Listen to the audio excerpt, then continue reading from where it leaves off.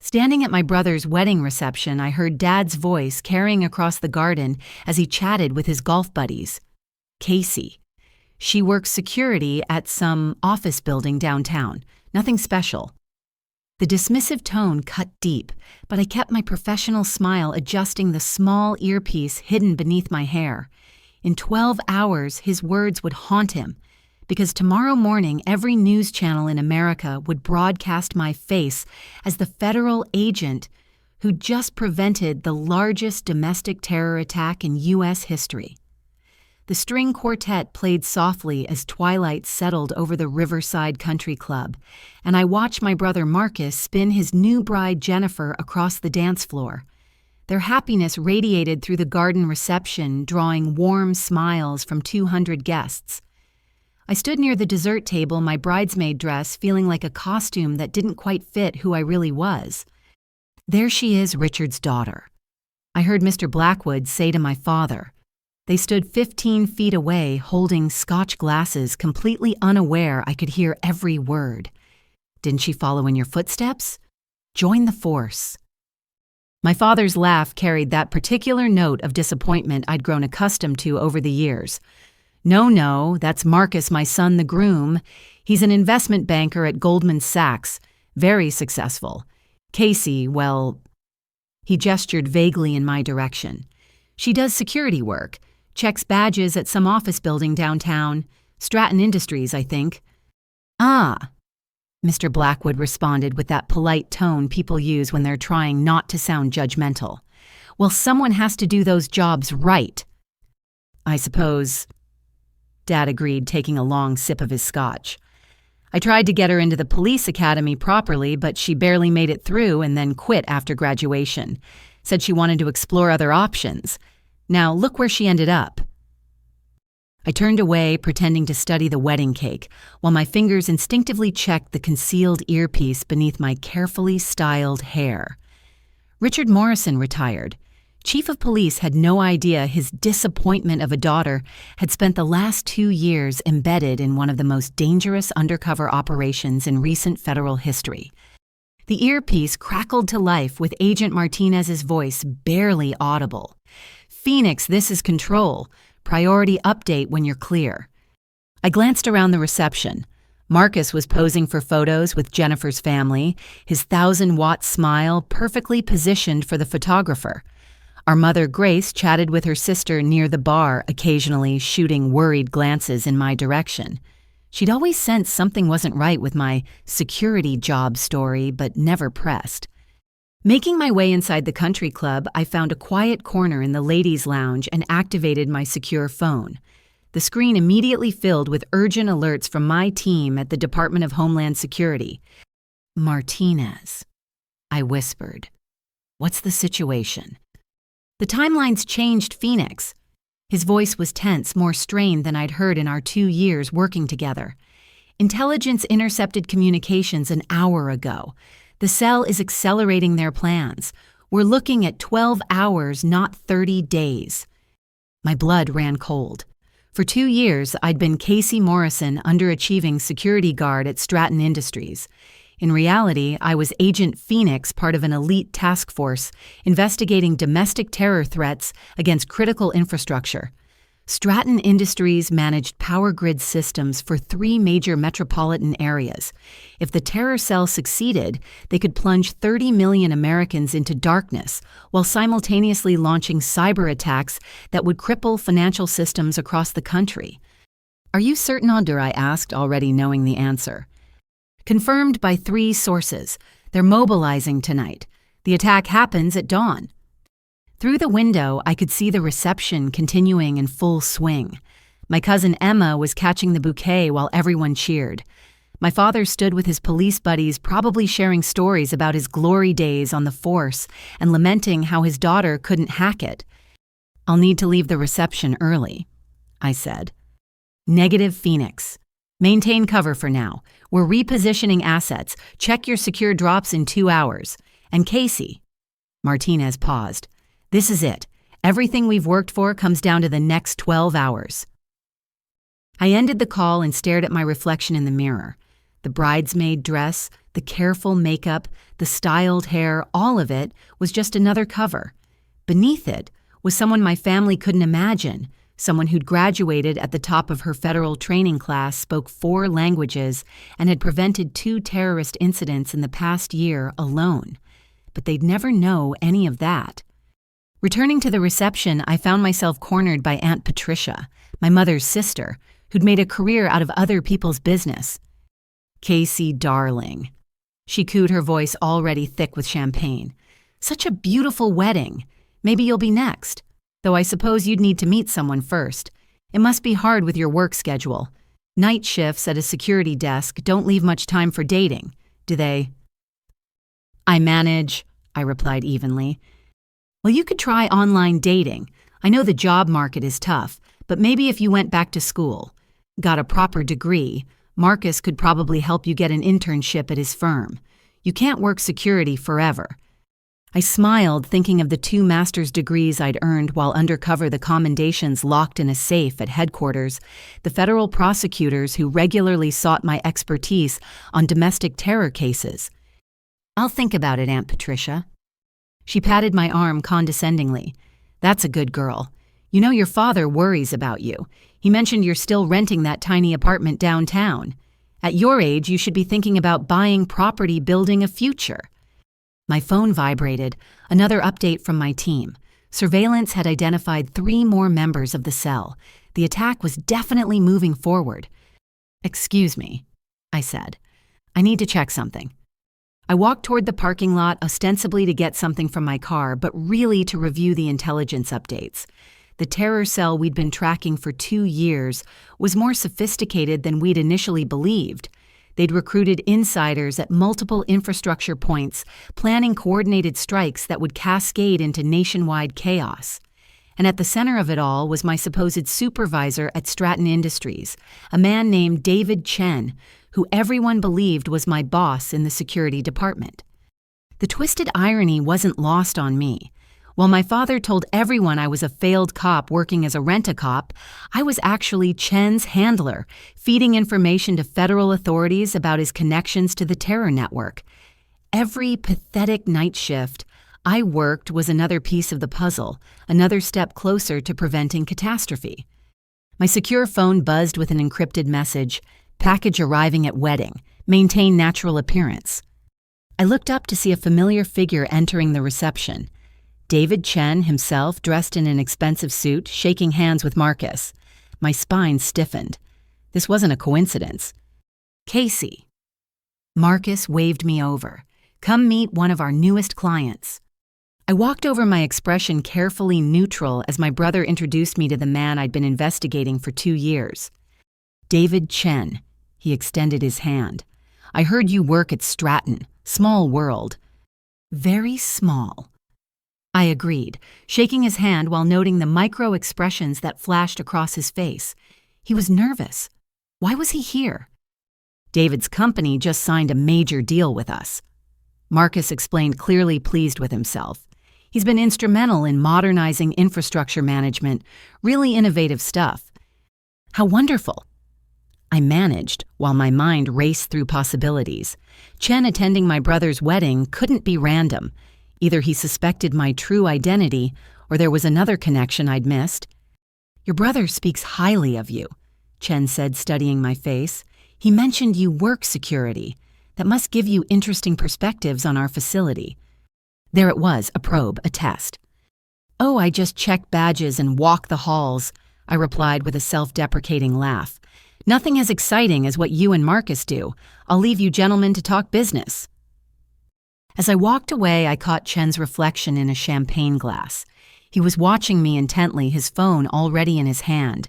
My earpiece crackled again. "Phoenix, are you seeing this?" Martinez's voice was urgent. "Chen just sent an encrypted message. Our cyber team is working on it." I made my way back to the main reception area, my mind cataloging every detail, every possible scenario.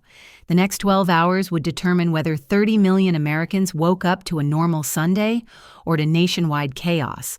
And I was standing at my brother's wedding, pretending to be exactly what everyone thought I was: a failure. The band announced the father-daughter dance, and I watched Dad lead Jennifer onto the floor for the traditional dance with the bride. In a normal family, he would have danced with me next. Instead, he'd made it clear years ago that such gestures were reserved for children who hadn't disappointed him. Casey, Uncle Robert Dad's brother, appeared at my elbow. "Would you honor me with a dance? Can't have you standing alone." I accepted, grateful for his kindness, even as my phone continued buzzing with updates. As we moved onto the dance floor, I noticed Chen in deep conversation with another wedding guest. Recognition hit me like a physical blow. The other man was Thomas Brightwater, Uncle Tommy, to me, Dad's former partner on the force, and a man I'd discovered just yesterday had connections to one of the shell companies funding the terror cell. The pieces were falling into place in ways I hadn't anticipated. My brother's wedding wasn't just a family celebration. It was a convergence point for a conspiracy that reached deeper than anyone imagined. "You look beautiful tonight," Uncle Robert said kindly. "Don't let anyone tell you different." "Thank you," I murmured, but my attention was on Chen and Tommy, watching their body language, the way they kept glancing around nervously. As the dance ended, my secure phone vibrated with an emergency pattern. I excused myself again, this time heading for the service corridor where I could check messages without interruption. The decrypted message from Chen made my blood freeze. "The bird is in the cage. Proceed to phase 2. I was the bird, they knew. No, I realized, checking the timestamp. The message was sent before he saw me. There was another meaning, another target. My fingers flew across the phone, sending coded warnings to my team while maintaining the appearance of checking social media. "There you are." My mother appeared in the corridor. "Honey, are you feeling all right? You keep disappearing." "Just needed some air," I said, slipping my phone away. "It's a beautiful wedding, Mom." She studied my face with that maternal intuition that had always unnerved me. "Casey, I know things haven't been easy. Your father, he doesn't mean to be so hard on you. He just had different hopes." "I know," I said softly, "but I'm exactly where I need to be." She hugged me then, and for a moment I let myself feel the warmth of maternal love, knowing that in hours everything would change. When the truth came out, would she understand why I'd lied for 2 years? Would any of them? "Promise me something," she whispered. "Whatever you're really doing, be careful." I pulled back, startled. She smiled sadly. "I'm your mother. I know when my daughter is more than she seems. I may not understand it, but I trust you." Before I could respond, the corridor door burst open. Aunt Patricia stumbled through, clearly well into her cups. "There you are, Casey. You're missing the bouquet toss. Though I suppose at your age, you're probably not interested in catching it. Have you thought more about what I said? Marcus knows people in HR at Goldman. Even a receptionist job would be better than security work." "I'll keep that in mind," I said, guiding her back toward the reception while my mother followed, shooting me one last meaningful look. The reception was reaching its peak. The cake had been cut, toasts had been made, and guests were dancing with abandon. I stood at my assigned table, watching my father hold court with his police buddies, their voices carrying over the music. "You know what the problem is today?" Dad was saying. "No one wants to do real police work anymore. They want the glory without the grind. Take my daughter, perfect example. Had all the advantages, good genes, proper training, and what does she do? Quits after one day on the job to play rent-a-cop." His audience nodded sympathetically while my hands clenched beneath the table. One day on the job. He still believed that lie I'd told to explain my sudden career change when the federal recruitment came through. My phone vibrated. Martinez again, cyber team cracked it. "Bird in the cage" refers to their inside source at Homeland. "We have a mole Phoenix. Trust no one except primary team. Maintain cover. Extract at 2300 hours for briefing." A mole. Someone in my own agency was feeding information to the terror cell. The stakes had just escalated beyond anything we'd prepared for. Chen appeared at my table, champagne glass in hand. "Miss Morrison enjoying the wedding?" "It's lovely," I replied carefully. "You know, I've been thinking, a smart woman like you stuck in security work. It must be frustrating, especially with your background. Your father mentioned you graduated from the police academy." Briefly, I said, maintaining my cover story. Still, that training could be valuable. My organization occasionally needs people with, shall we say, flexible ethics. People who understand that sometimes rules need to be bent for the greater good. The pay would be significantly better than what Stratton offers. There it was, a recruitment pitch. They didn't suspect me, they wanted to turn me. I don't know what you mean, I said, playing dumb. He smiled, reaching into his pocket to produce a business card. As he handed it to me, his sleeve pulled back, revealing a tattoo I recognized from intelligence briefings. The mark of the Sovereign Brotherhood, the domestic terror organization we'd been tracking. Think about it, he said. Your current position gives you access to certain areas. That access, combined with your training and obvious intelligence, could be very valuable to the right people. We could make it worth your while. Financial security respect all the things that have eluded you. He walked away before I could respond, leaving me holding his card while my mind raced. This was an unexpected opportunity. If they wanted to recruit me, I could gather intelligence from inside their organization. But it would mean going even deeper, undercover, becoming someone who betrayed everything I'd sworn to protect. The band announced the last dance, and couples moved onto the floor. I stood alone watching my family celebrate while the weight of the next 12 hours pressed down on me.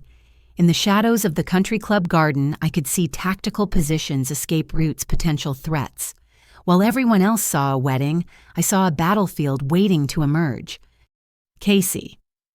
Marcus appeared beside me. Thanks for being here today. I know things with Dad are complicated, but it means a lot that you came. Of course, I said. You're my brother. He shifted uncomfortably. Listen, I'm sorry about Dad. The way he talks about you. It's not right. You're doing your best, and that security job, it's honest work. Not everyone can be like you, I finished gently. I was going to say lucky, he admitted. Success isn't just about talent. It's about opportunities, connections. If you ever need help, a reference or anything... Thanks, Marcus, but I'm good where I am. He looked skeptical, but didn't press. As he returned to his bride, I made my decision. In 3 hours, I'd slip away from this reception and step back into my real life. The terror cell thought they had 12 hours. They were wrong. We had less than 10. Uncle Robert had kindly offered to dance with me during the traditional father-daughter dance, since Dad was occupied with the bride. As we moved slowly to The Way You Look Tonight, I found myself transported back 8 years to another dance floor, another moment when everything changed. You're somewhere else, Uncle Robert observed gently, his police instincts still sharp despite retirement. Just remembering, I admitted letting him guide me through the steps while other fathers danced with their daughters around us. The memory was crystalline in its clarity. My police academy graduation day, the proudest moment of my life, until it became the catalyst for everything that followed. I'd worked twice as hard as anyone else in my class, determined to prove I belonged there. 24 weeks of grueling training, and I'd finished third in a class of 48. Your dad was tough on you that day, Uncle Robert said, somehow reading my thoughts. I told him he was wrong. I managed a smile, water under the bridge. But it wasn't not really. I could still hear Dad's voice at the reception afterward, loud enough for half the restaurant to hear, "Third place." I suppose that's something. Though between you and me, the physical standards for women are lower. She barely passed the firearms qualification. Probably wash out in 6 months when she realizes real police work isn't like the movies. My classmates had heard every word. My training officer, Lieutenant Sarah Walker, had witnessed my humiliation. The other graduates, with their proud families, had all seen Chief Morrison's daughter being dismissed as a diversity hire who'd squeaked by on lowered standards. The truth I'd scored highest in criminal law, second in defensive tactics, and my barely passing firearms qualification was actually in the top 10%.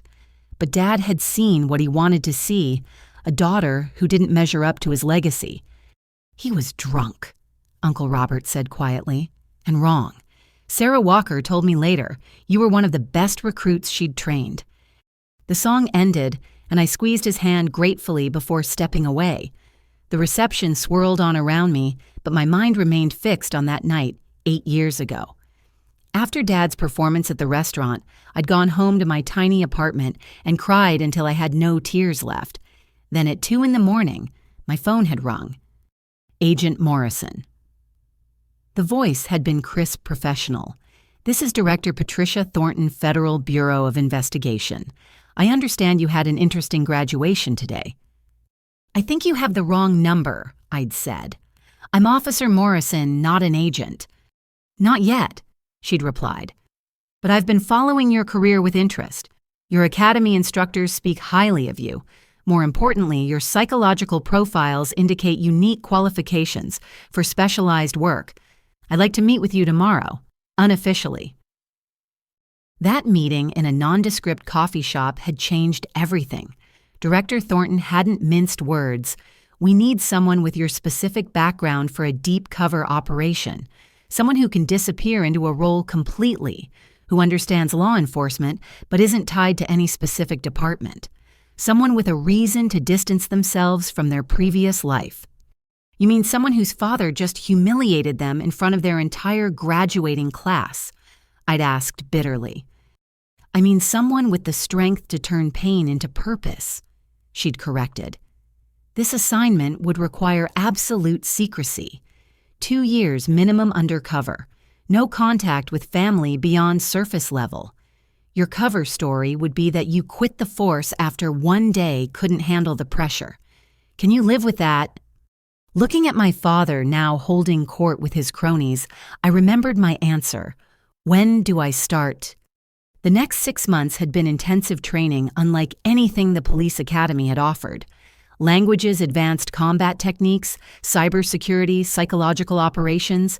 I'd excelled at everything driven by a need to prove my worth to someone, even if that someone could never know. Casey. My cousin Emma appeared slightly unsteady in her heels. "Girl, you need to catch up. How many drinks have you had?" "Just one," I lied, holding up my untouched champagne flute. "Well, that explains why you look so serious. Come on, let's get you a real drink. Maybe you'll finally loosen up and tell us about your love life. There must be someone right. A security guard at your building? Maybe a nice janitor." The condescension dripped from every word, but I'd grown immune to it. While Emma and the rest of my family saw failure, my federal team saw one of their most valuable assets. In 2 years, undercover, I'd identified 17 members of a domestic terror cell, traced their funding sources to unexpected places, and prevented 2 smaller attacks without blowing my cover. My phone buzzed. Another update from Martinez. Tommy Brightwater just transferred $50,000 to a Cayman account linked to the Brotherhood. He's definitely involved. I glanced at Uncle Tommy Dad's former partner, now chatting with the mother of the bride. He'd bounced me on his knee as a child, taught me to ride a bike, been at every birthday until I'd failed out of law enforcement. The betrayal cut deep, but not as deep as what I'd discovered about him. "I need some air," I told Emma, extracting myself from her grip. Outside on the terrace, I found a quiet corner and activated my encrypted phone. The intelligence was damning. Tommy Brightwater had been using his police connections to provide the terror cell with information about security protocols, shift changes, and vulnerability assessments. He thought he was just making extra money helping security consultants. He had no idea he was enabling mass murder. "Phoenix." Agent Martinez's voice came through my earpiece. "We've identified the mole. It's worse than we thought." "How much worse?" "Assistant Director Kevin Marshall. He's been feeding them our operational plans for 6 months. They know we're closing in, which is why they've accelerated their timeline." Marshall? I'd briefed him personally 3 times. He knew my real identity, my cover, everything. If he'd turned that information over... "Am I compromised?" I asked, already knowing the answer. "Negative. He's been selective about what he shares, keeps his own assets protected to maintain credibility.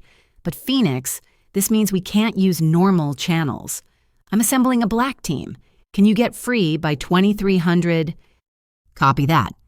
I turned to find my mother standing in the doorway, concern etched on her face. "Honey, you've been out here a while. People are starting to notice. Just needed a minute, I said, slipping my phone away. She stepped closer, lowering her voice. Casey, I meant what I said earlier. Whatever you're really doing, I trust you. But seeing you tonight, the way you keep checking your phone, the way you're watching everyone, you're not just a security guard, are you? The weight of 2 years of lies pressed down on me. One word of truth to my mother could unravel everything, could cost lives. But the need to tell someone, anyone, that I wasn't the failure they all believed me to be was almost overwhelming. Mom, No, she interrupted. Don't tell me, I don't need to know. Just promise me you'll be safe. I hugged her tightly, memorizing the feeling, knowing that after tonight everything would change. I promise. We returned to the reception together where the party was reaching its crescendo. Dad had moved on from disparaging me to telling stories about his glory days on the force. 30 years of service, he was saying. Commendations, medals, respect. That's what real commitment looks like. Not everyone has what it takes, of course. Some people just aren't cut out for the pressure. His eyes found mine across the room, and the message was clear. Some people like his daughter. Richard Morrison. A new voice cut through the conversation. David Chen had approached Dad's group, his smile calculated. I've heard impressive things about your career. Your reputation precedes you. Dad preened under the attention. Well, I did my part, kept the city safe for 3 decades. Indeed, and now your son carries on the family tradition of excellence, albeit in finance rather than law enforcement. Chen's eyes flicked to me. It must be gratifying to see one of your children achieve such success. The emphasis on one was subtle but unmistakable. Dad's jaw tightened slightly. Marcus has always been driven, Dad agreed. Takes after his old man. And your daughter, Chen, pressed his interest, seemingly casual but his intent razor sharp. I understand she also attempted to follow in your footsteps. Attempted is the right word, Dad said dismissively. Some people just don't have the stomach for real work. She lasted exactly 1 day on the force before quitting. Now she checks badges for a living. Chen made sympathetic noises while my hands clenched in my lap. 1 day. The lie I'd told to explain my sudden career change had become the defining narrative of my failure in my father's eyes. He'd never know about the 437 days I'd actually served, first as a federal agent in training, then as an undercover operative. He'd never know about the commendations locked in a safe in Washington, the letters of appreciation from the Attorney General, the lives saved. Still, Chen mused, security work requires its own kind of dedication. Attention to detail, discretion, these are valuable qualities. He was recruiting me in front of my father. The audacity of it was breathtaking. I suppose, Dad conceded grudgingly, though it's hardly a career, more like a placeholder for people who can't do better. The words hit their mark as they always did, but this time, instead of shame, I felt a strange sense of liberation. In less than 3 hours, I'd leave this reception and step back into my real life. The mission that had defined me for 2 years was reaching its climax. Win or lose, the truth would come out. Chen excused himself from Dad's group and made his way toward me. I pretended to be absorbed in watching the dancers, but every sense was alert to his approach. Your father is a hard man, he observed, settling into the chair beside me. He has high standards, I replied neutrally. Sometimes those who demand the most from others are compensating for their own insecurities, Chen said. I've built my organization by recognizing talent that others overlook, particularly in those who've been underestimated. Mr. Chen, I appreciate the pep talk, but… David, please. And this isn't a pep talk. It's an opportunity. He leaned closer, his voice dropping. Tomorrow morning, certain events will unfold that will reshape the power structure of this country. Those who position themselves correctly tonight will find themselves in very different circumstances by noon. My blood chilled at the casual mention of tomorrow's planned attack, but I forced myself to remain calm. I don't understand. I think you do. You're smarter than anyone here gives you credit for. Working security at Stratton has given you unique insights into infrastructure vulnerabilities, insights that could be very valuable to the right people. Are you suggesting I betray my employer? I asked, injecting just the right amount of shock into my voice. I'm suggesting you stop letting others define your worth, he countered. Your father sees failure. I see potential. The question is, what do you see? Before I could answer, the lights dimmed for the cake cutting. Chen stood pressing his business card into my hand once more. Think about it, Casey. By tomorrow afternoon, the world will be different. You can be a victim of that change or a beneficiary. The choice is yours. He melted back into the crowd, leaving me holding his card while my secure phone buzzed urgently. Martinez had sent a coded message, asset confirmed at location, green light for extraction in 90 minutes. 90 minutes. I watched my family gather around Marcus and Jennifer as they cut their wedding cake cameras, flashing, everyone smiling. In 90 minutes, I'd slip away from this reception, and by dawn, I'd either be a hero or a casualty. Either way, the Casey Morrison they thought they knew would cease to exist. Not hungry. Aunt Patricia appeared with 2 plates of cake. Oh, honey, I didn't mean to upset you earlier with the dating talk. I just worry about you all alone in that apartment. Your mother says you never bring anyone to family gatherings.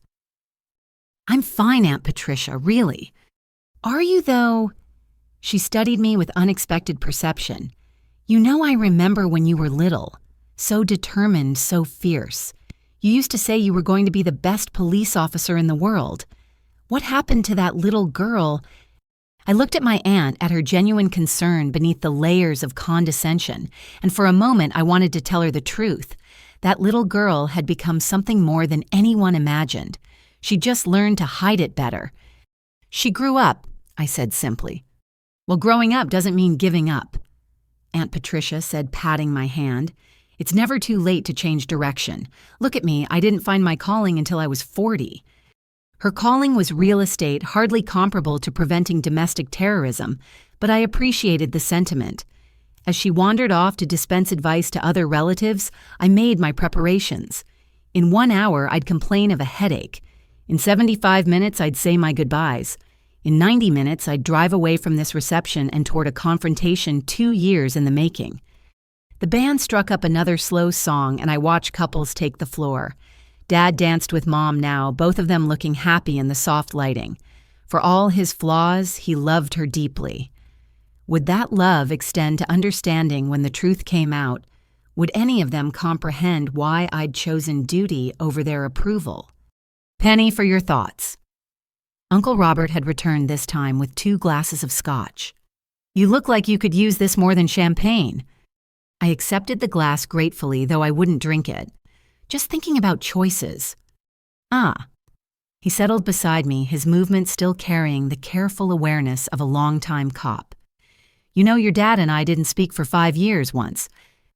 Really, this was news to me. Really? I made a choice he didn't agree with. Left the force to join the FBI. He saw it as betrayal, abandoning the brotherhood for the feds. Uncle Robert smiled ruefully. Took him years to understand I hadn't left law enforcement. I just found a different way to serve. My heart rate spiked, but I kept my voice steady. What made him come around? Results. When I helped take down the Torino crime family, suddenly, I wasn't a traitor anymore. I was his brother, who'd made good. He sipped his scotch thoughtfully. Sometimes, Casey, the people who love us can only see the choices we make through their own lens. It doesn't mean they don't love us. It just means they can't imagine any path but their own. And if they never come around, I asked quietly, then you live with the knowledge that you did what you believed was right. Not everyone gets to be understood. Some of us have to settle for being useful. He stood leaving his half-finished scotch on the table. Whatever you're wrestling with tonight, trust yourself. You've got good instincts even if your father can't see it. As he walked away, I wondered if he knew more than he let on. Uncle Robert had always been the most perceptive member of the family. Had he guessed at the truth beneath my cover story? My phone buzzed with a final update from Martinez. Chen just activated a sleeper. They're moving weapons into position. Extraction in 60 minutes is critical. I stood smoothing my bridesmaid dress and began making my rounds. This elaborate deception was almost over. Tomorrow the world would know about the terror plot and the agent who'd stopped it. But tonight I was still just Casey Morrison. Family disappointment walking through my brother's wedding with a smile that hid the weight of 30 million lives. The next hour would be the longest of my life. I slipped into the country club's marble bathroom, locking myself in the furthest stall before activating my secure video link. The small screen flickered to life, revealing the tense faces of my core team gathered in the operations center. Behind them, I could see the massive digital displays tracking terror cell movements across 5 cities. "Phoenix, thank God," Martinez said without preamble. "We've got a situation. The cell isn't just moving weapons. They're positioning cyber assets at all 5 target locations." Agent Liu from Cyber Division leaned into frame. "They're not just planning to cut power. They've got ransomware designed to lock down financial systems during the chaos. We're looking at potential economic collapse if they succeed." Timeline. I asked, keeping my voice low as someone entered the bathroom. 6 hours until they start uploading the malware. Physical attacks commence at dawn, approximately 7 hours from now. Director Thornton had joined the call, her expression grim. "Phoenix, your position at Stratton is critical. Can you maintain cover?" Through the stall door, I heard Aunt Patricia's voice.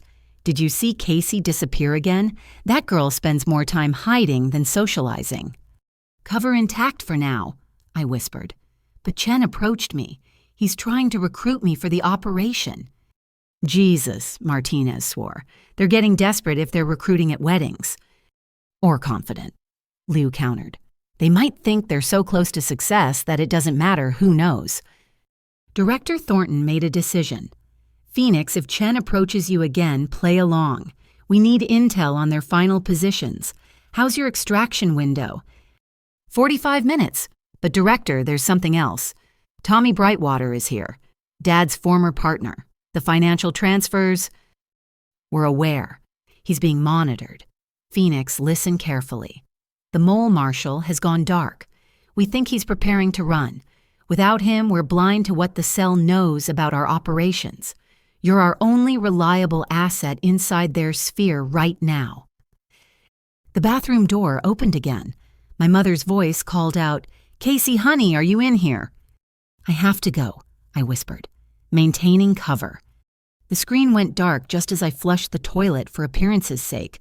Stepping out of the stall, I found my mother waiting by the sinks, her expression worried. "There you are, sweetie, you keep disappearing. Are you feeling all right?" "Just wedding emotions," I lied, washing my hands while avoiding her penetrating gaze. She didn't look convinced.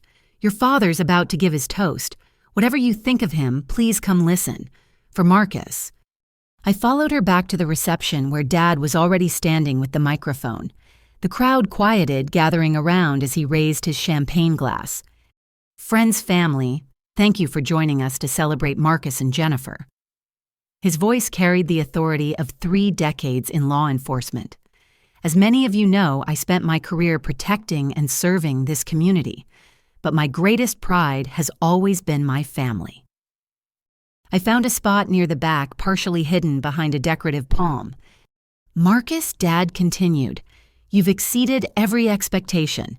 From valedictorian to Goldman Sachs, you've shown what determination and excellence look like. Jennifer, you're getting a man who understands commitment, who achieves everything he sets his mind to." The crowd murmured appreciatively. Marcus beamed while Jennifer clutched his hand. "In law enforcement, we have a saying, you're only as strong as your weakest link." Dad's eyes swept the crowd and found me. "But in families, we support each other regardless. We celebrate the successes and accept the rest." The pause before "accept" felt like a knife between my ribs. Several guests followed his gaze to me, their expressions sympathetic. Poor Casey, the family disappointment being graciously included, despite her failures. "So here's to Marcus and Jennifer." Dad raised his glass higher. May you build a life filled with achievement, prosperity, and children who make you proud every single day. The emphasis on every was subtle, but unmistakable. Glasses clinked around me while I stood frozen, my untouched champagne warm in my hand. "That was lovely, Richard," someone said, and the conversation resumed around me. I was about to escape to the terrace when Chen appeared at my elbow. "Interesting toast. Your father has a way with words." He was a police chief. Public speaking comes with the territory. "Indeed. Walk with me, Casey. I have a proposition that might interest you." I glanced around. The reception was in full swing, no one paying attention to us. My extraction window was down to 35 minutes, but this was an intelligence opportunity I couldn't pass up. We strolled toward the garden where string lights created pools of soft illumination between darker shadows. Chen waited until we were well away from other guests before speaking. In 6 hours, the world changes. Power grids fail, financial systems freeze, and in the chaos that follows, a new order emerges. He spoke casually as if discussing the weather. Those who facilitate this transition will be rewarded beyond their wildest dreams. "You're talking about terrorism," I said, allowing shock to color my voice. "I'm talking about revolution," he corrected. "The current system has failed people like you, Casey. You followed the rules, tried to serve, and what did it get you? Mockery from your own father, a dead-end job, a studio apartment you can barely afford." Each fact was accurate, pulled from the careful cover identity we'd constructed. But hearing them weaponized made me understand how the Brotherhood recruited. They found the wounded and promised them power. "What exactly are you asking me to do?" "Tomorrow morning at 5:30, you'll receive a call about an emergency at Stratton. You'll respond as any dedicated security guard would. Once inside, you'll disable certain surveillance systems and ensure specific doors remain unlocked. Nothing more. And in exchange, $10 million in an offshore account, a new identity if you want it, or keep your current life but with the resources to throw your father's condescension back in his face. Imagine his expression when his failure daughter buys a house bigger than his." The number was staggering. 10 million just to look the other way. How much were they spending on this operation? "I could go to prison," I said, playing the role of tempted but fearful. "Only if we fail, and we won't." Chen's confidence was absolute. "We have people everywhere. FBI, Homeland Security, local police, even some you'd never suspect." His eyes flicked meaningfully toward the reception. Was he implying Tommy Brightwater or someone else? "I need to think," I said. "Of course, but not too long." He handed me a burner phone. "When you decide, call the only number programmed in there. Say, 'I'm ready for my shift,' and someone will provide final instructions." He started to leave, then turned back. "Oh, and Casey, your supervisor David Chen will be on site tomorrow morning. It would be tragic if something happened to him during the confusion. Workplace accidents happen, especially when infrastructure fails." The threat was clear. Chen the terrorist was planning to eliminate Chen, my supposed boss, who was actually another undercover agent we'd inserted 6 months ago. They planned to frame him as the sole perpetrator, while the real organizers vanished. "I understand," I said quietly. "I thought you might." He smiled. "You're smarter than anyone gives you credit for. Until tomorrow, Miss Morrison." He walked back toward the reception, leaving me alone in the garden with a burner phone and the weight of the investigation pressing down on me. I activated my secure device one more time, sending a coded message to Martinez. "Fish on hook. They want me to facilitate entry. Extraction in 25 minutes. His response was immediate. "Copy. Team standing by. New intel marshal spotted at train station. He's running. Authority to pursue." I thought quickly. Marshall knew my identity, knew our operational plans. If he reached the Brotherhood leadership— Negative. Maintain surveillance only. Can't risk spooking primary targets. Understood. Phoenix, be advised we've intercepted chatter. They know we have someone inside but haven't identified you. Watch your 6. I pocketed both phones and made my way back to the reception. 20 minutes until extraction. I needed to say goodbyes without raising suspicion. The party had reached the stage where older guests were departing, while younger ones settled in for serious drinking. I found Marcus and Jennifer near the gift table accepting congratulations from a stream of well-wishers. "Hey," I said when I could get close. "I wanted to say goodbye, early morning tomorrow." "You're leaving already." Marcus looked disappointed. "Casey, come on. How often do I get married?" "Just once, hopefully," I said with a smile. "It was a beautiful wedding. I'm really happy for you both." Jennifer hugged me impulsively. "Thank you for being a bridesmaid. I know we haven't had much chance to get close, but I hope that changes." "I'd like that," I said, meaning it while knowing that after tomorrow nothing would be the same. "Casey," Marcus lowered his voice, "listen about Dad's toast. He didn't mean—" "Yes, he did," I interrupted gently. "And it's okay. He sees what he sees. I can't change that." "But it's not right. You're not a failure. You're my sister, and you're doing your best, and that matters." The earnestness in his voice nearly broke my composure. Marcus, for all his success and occasional obliviousness, did love me. Would that love survive learning about my deception? "Thanks," I managed. "Take care of each other, okay?" I left them returning to their guests and went in search of my parents. I found them near the bar, Dad holding court with yet another group of his former colleagues. "I'm heading out," I announced during a lull in conversation. "Already?" Mom stood to hug me. "Drive safely, sweetheart." Dad barely glanced my way. "Night shift?" "Something like that," I agreed. "Well, someone has to guard empty buildings," he said to his audience, who chuckled obligingly, "though I'll never understand choosing that over real police work." "Not everyone can be you, Dad," I said quietly. For a moment, something flickered in his eyes, regret recognition that his words had landed, but it was gone before I could be sure. "No," he agreed, "they can't." I left without another word, collecting my small clutch from the coat check and walking toward the parking lot. 15 minutes to extraction. As I reached my car, I noticed Uncle Tommy by his vehicle speaking urgently into his phone. "The timeline's moved up," he was saying. "I can't—" "Yes, I understand. The money better be in my account by morning." He ended the call and noticed me watching. For a moment, we stared at each other across the parking lot. Did he know that I knew his hand moved slightly toward his jacket, where 30 years of police work told me he kept a weapon? "Casey," he called out, his voice carefully neutral. "Leaving early." "Work," I said simply. "Always dedicated," he said, but there was something off in his tone, a nervousness that hadn't been there before. "You know your dad's wrong about you. You've got good instincts, better than he gives you credit for." "Thanks, Uncle Tommy." "Whatever happens," he said suddenly urgently, "remember that some of us didn't have choices. Some of us got trapped by circumstances we never saw coming."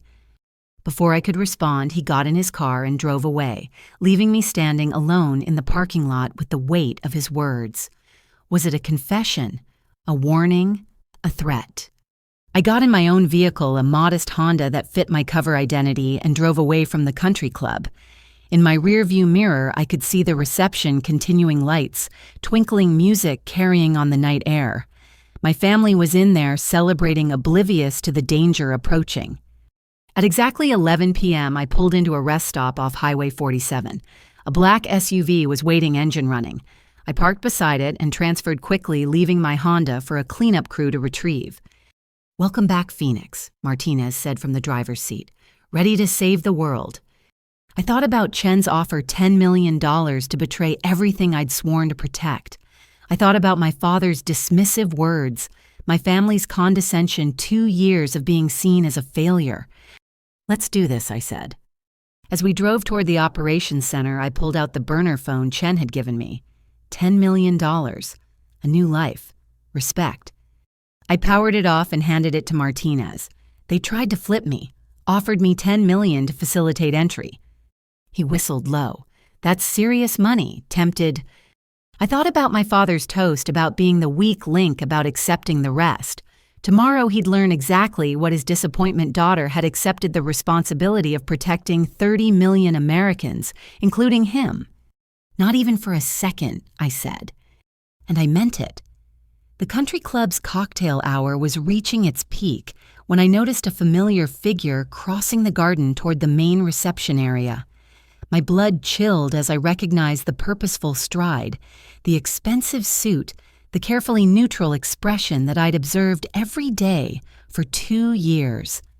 David Chen, or rather the man everyone at Stratton Industries believed was David Chen, had arrived at my brother's wedding. I forced myself to remain calm, sipping my lukewarm champagne, while my mind raced through possibilities. This wasn't coincidence. In 2 years of undercover work, I'd learned that coincidences in this business usually meant someone was about to die. Casey. Marcus waved enthusiastically from across the garden. Come here, I want you to meet someone. Every instinct screamed danger as I made my way through the crowd.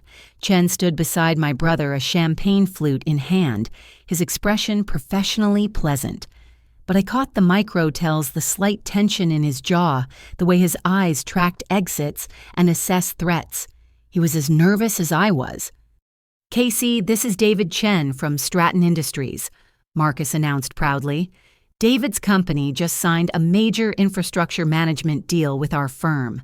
David, this is my sister Casey. I believe you two might have crossed paths. Miss Morrison. Chen extended his hand smoothly. What a pleasant surprise. I had no idea you were Marcus's sister. I shook his hand, noting the dampness of his palm. Mr. Chen. Yes, quite a coincidence.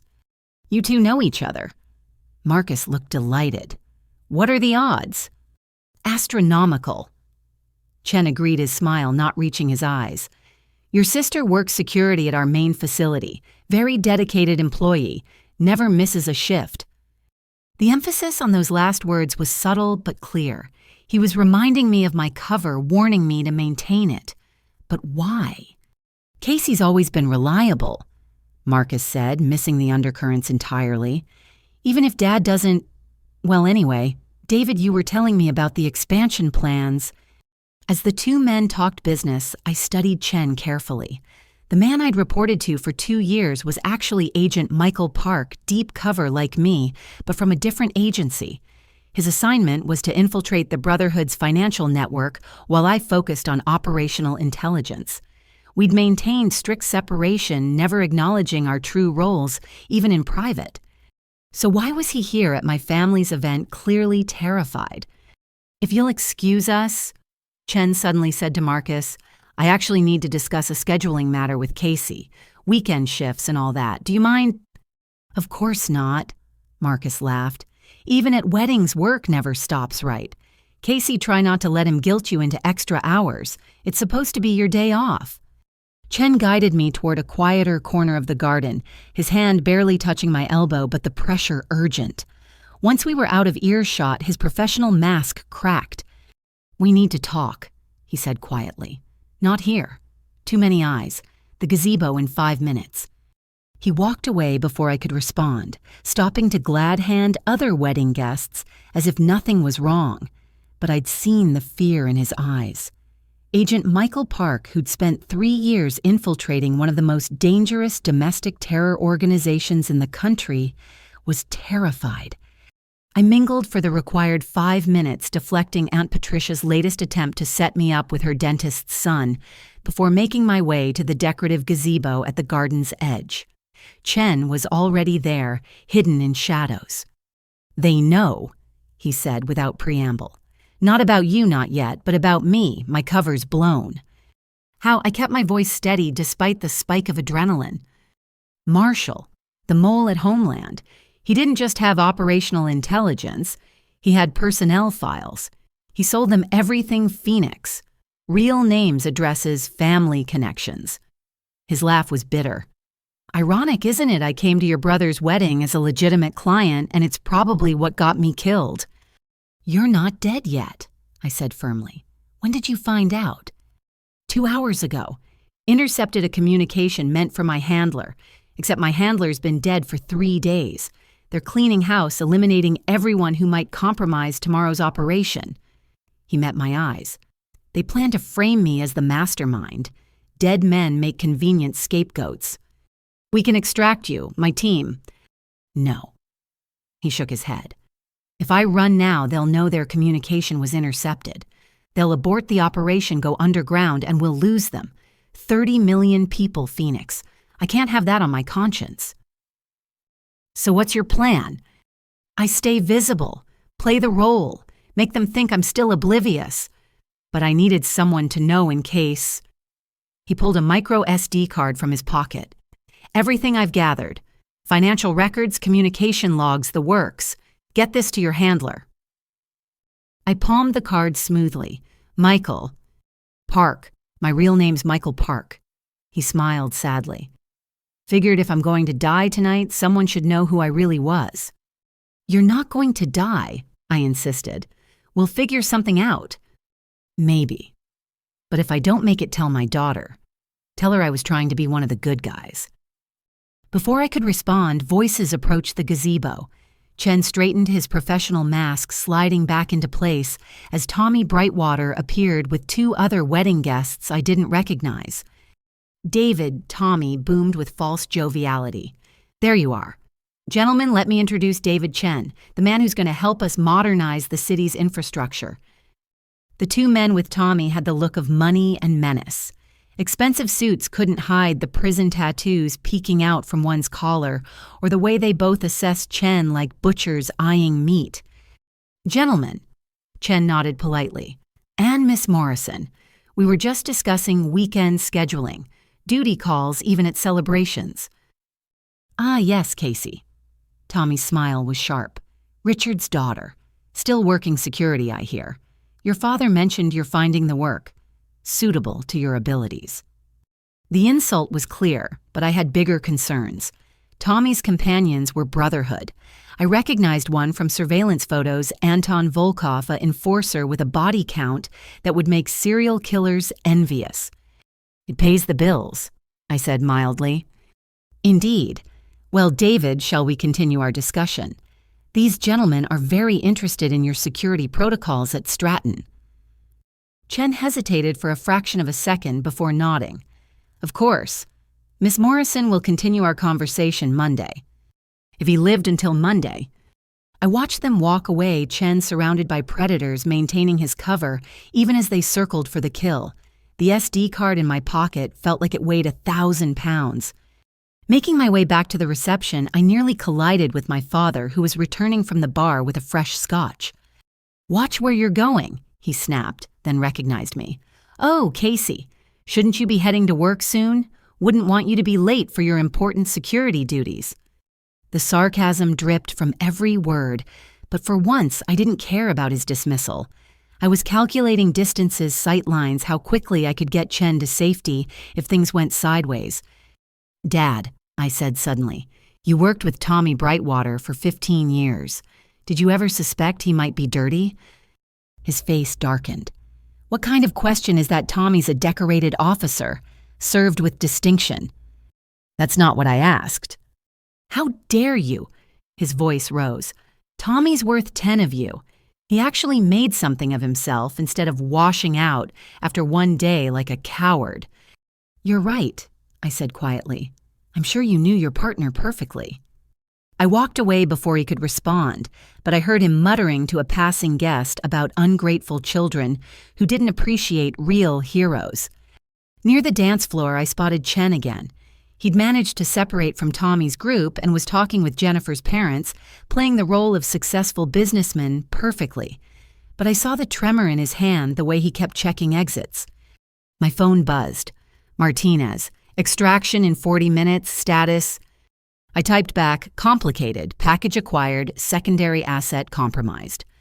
Clarify secondary asset. Chen, cover blown, still in play. Recommendation. I looked across the reception at Agent Michael Park maintaining his cover, even under a death sentence, protecting an operation that would save millions.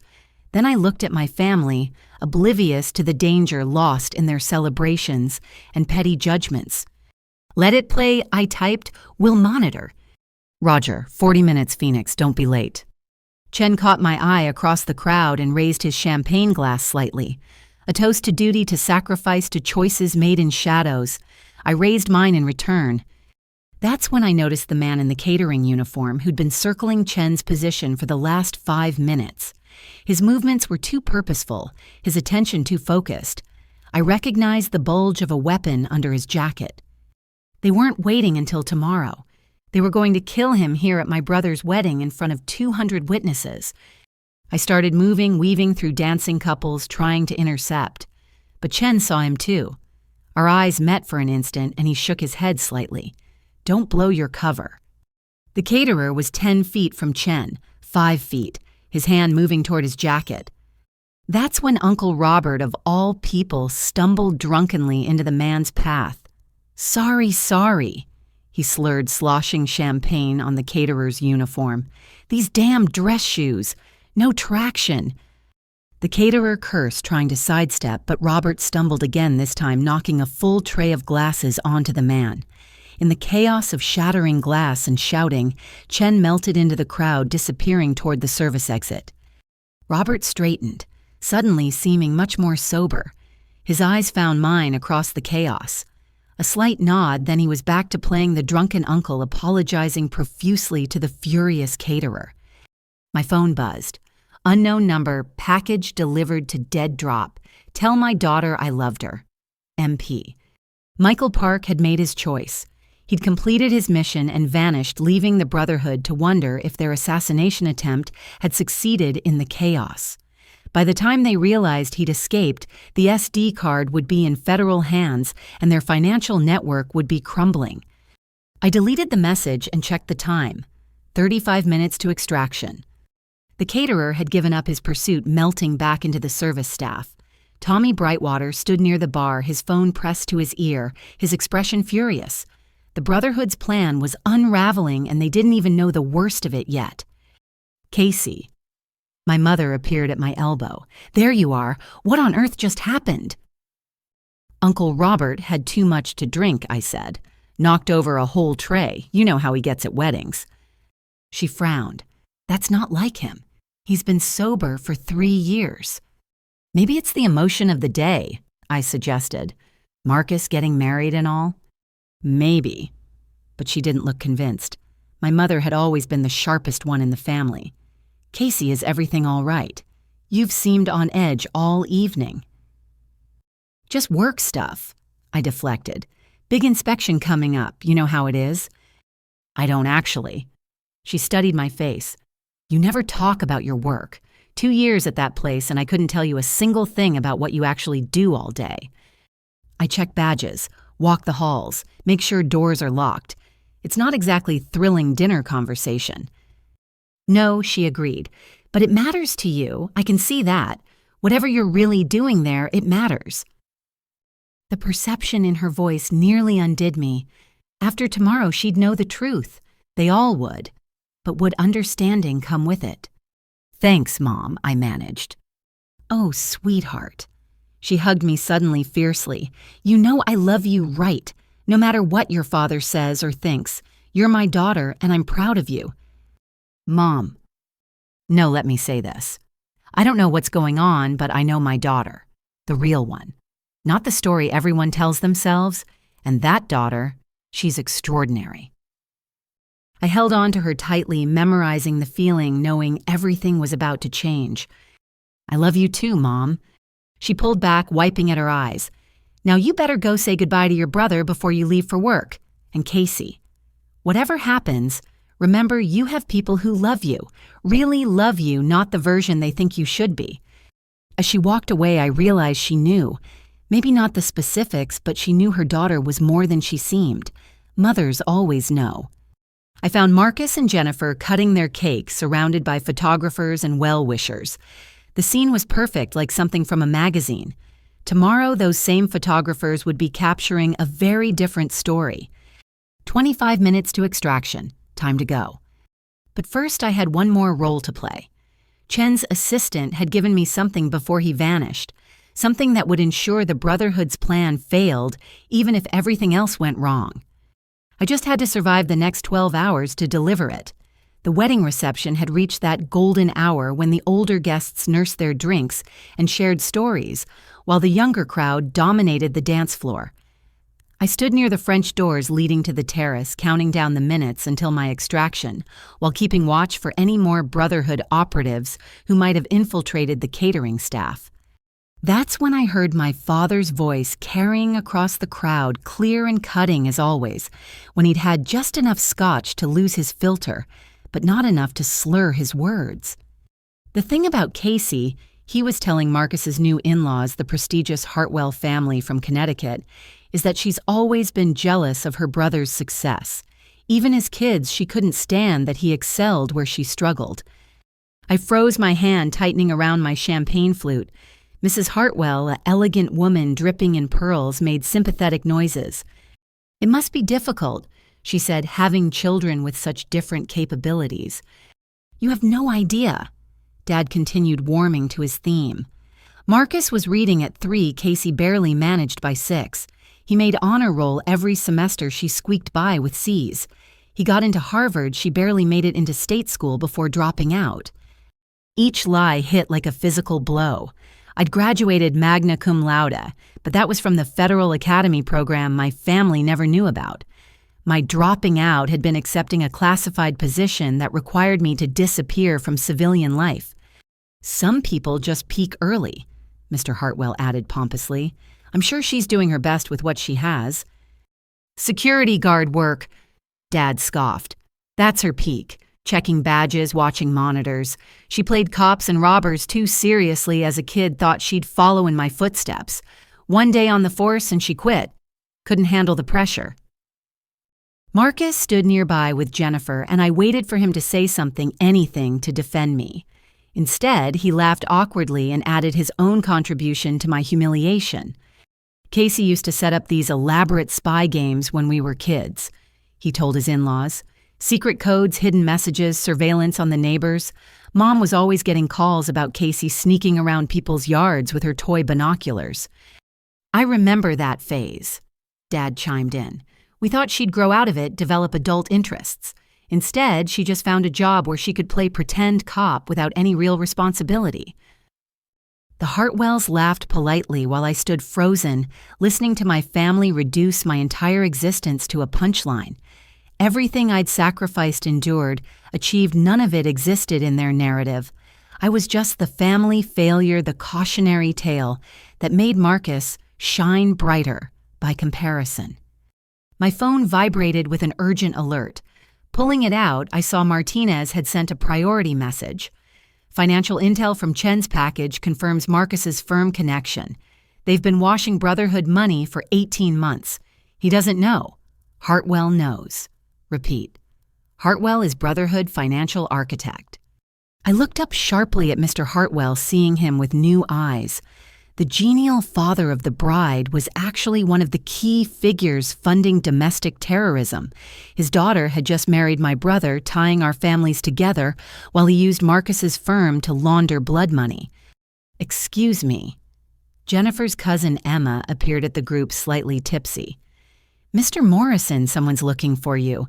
Something about your car." Dad excused himself, but the damage was done. The Hartwells now saw me exactly as my father did. The embarrassment, the failure, the child who didn't matter. Mr. Hartwell's eyes found mine across the group, and for just a moment his mask slipped. He knew that I knew. "Casey?" he called out smoothly. "We were just talking about you. Marcus tells us you work at Stratton Industries. That must be interesting being part of such a critical infrastructure facility." I approached carefully, aware I was walking into a trap. "It has its moments." "I imagine security work there requires quite a bit of trust," he continued. "Access to sensitive areas, knowledge of vulnerabilities.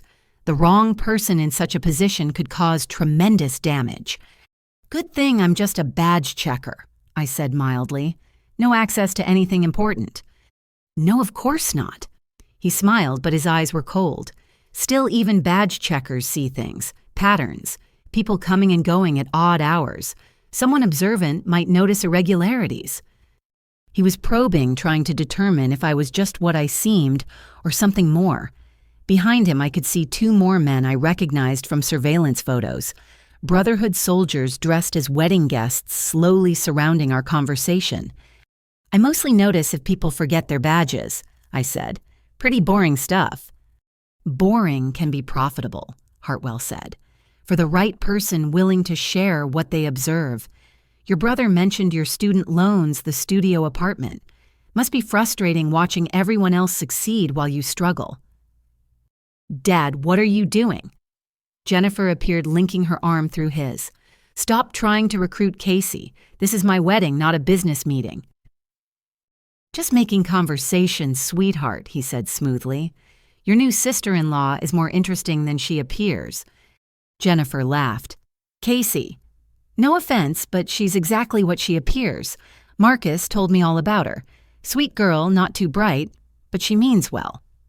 The casual cruelty from someone I'd tried to welcome into the family stung more than I expected.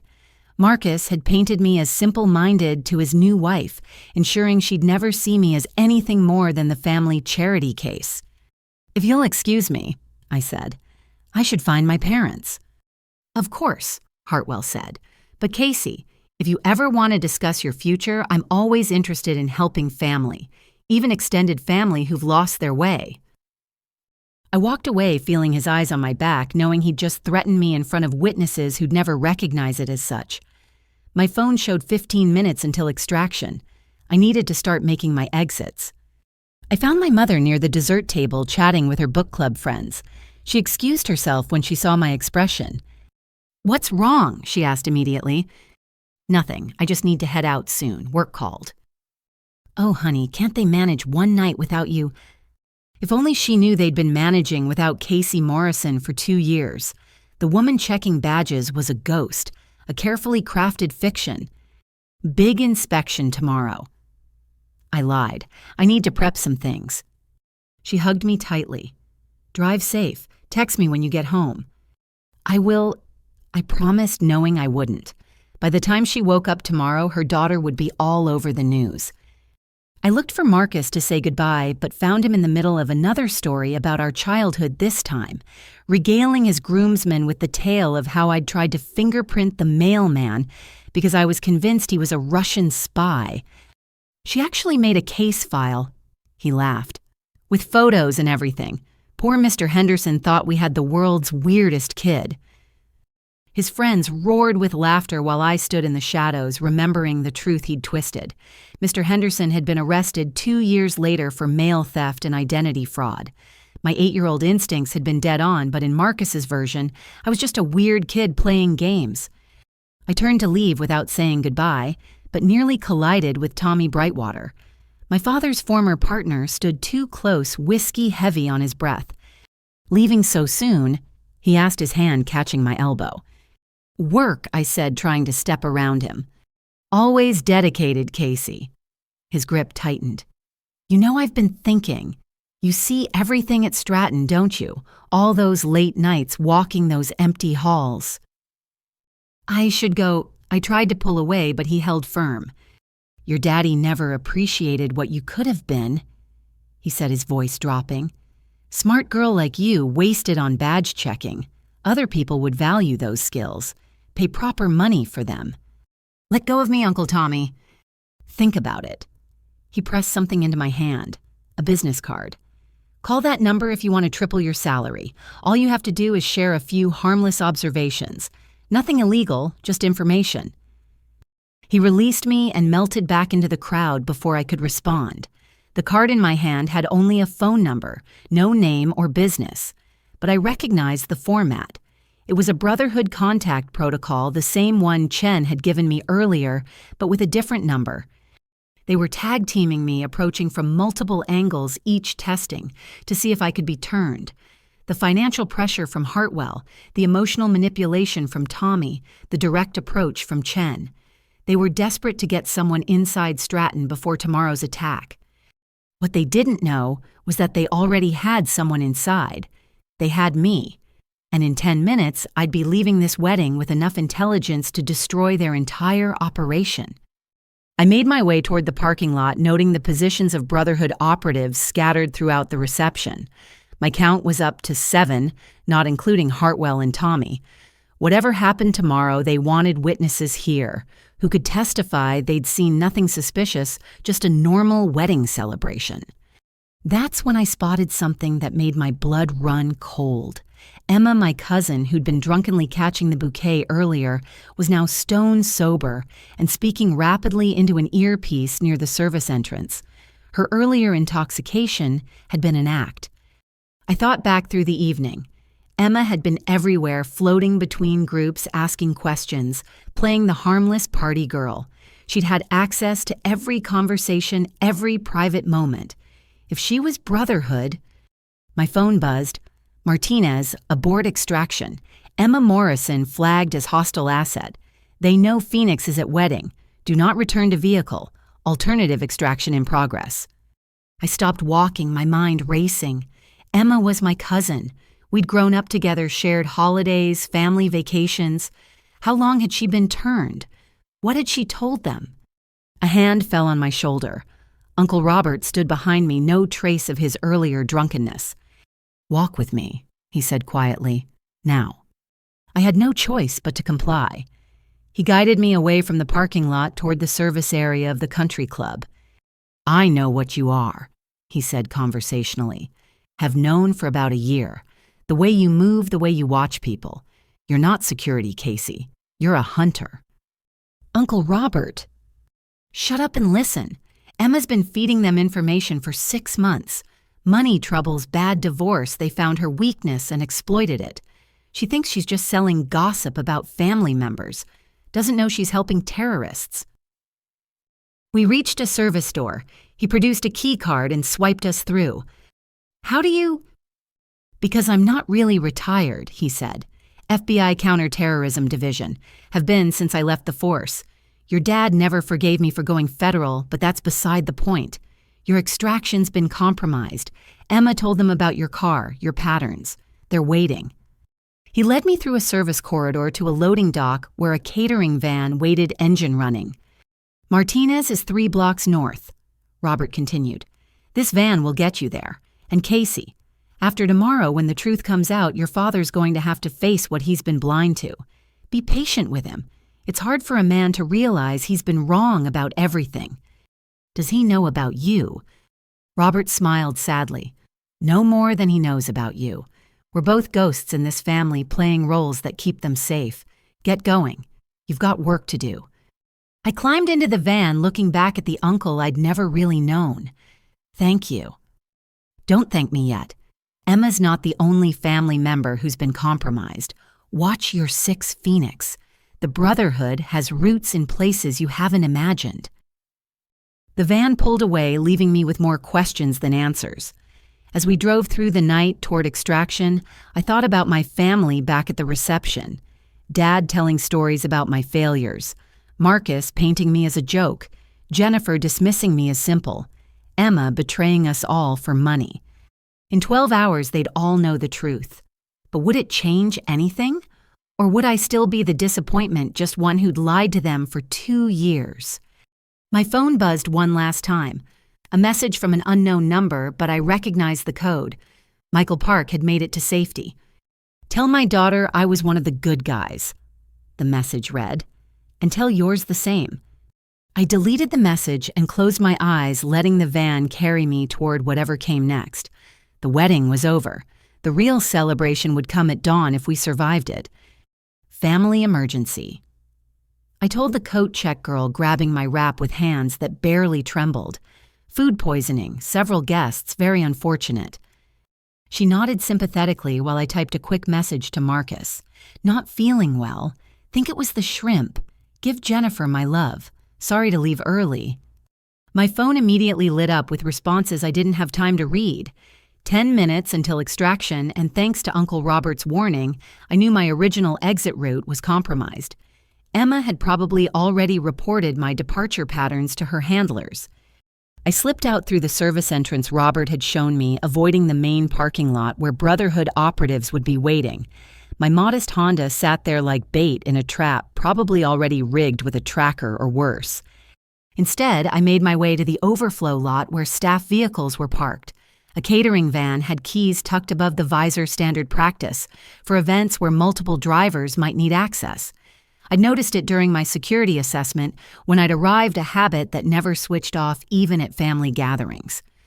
The engine turned over smoothly, and I pulled out slowly, just another service vehicle, leaving after a long event.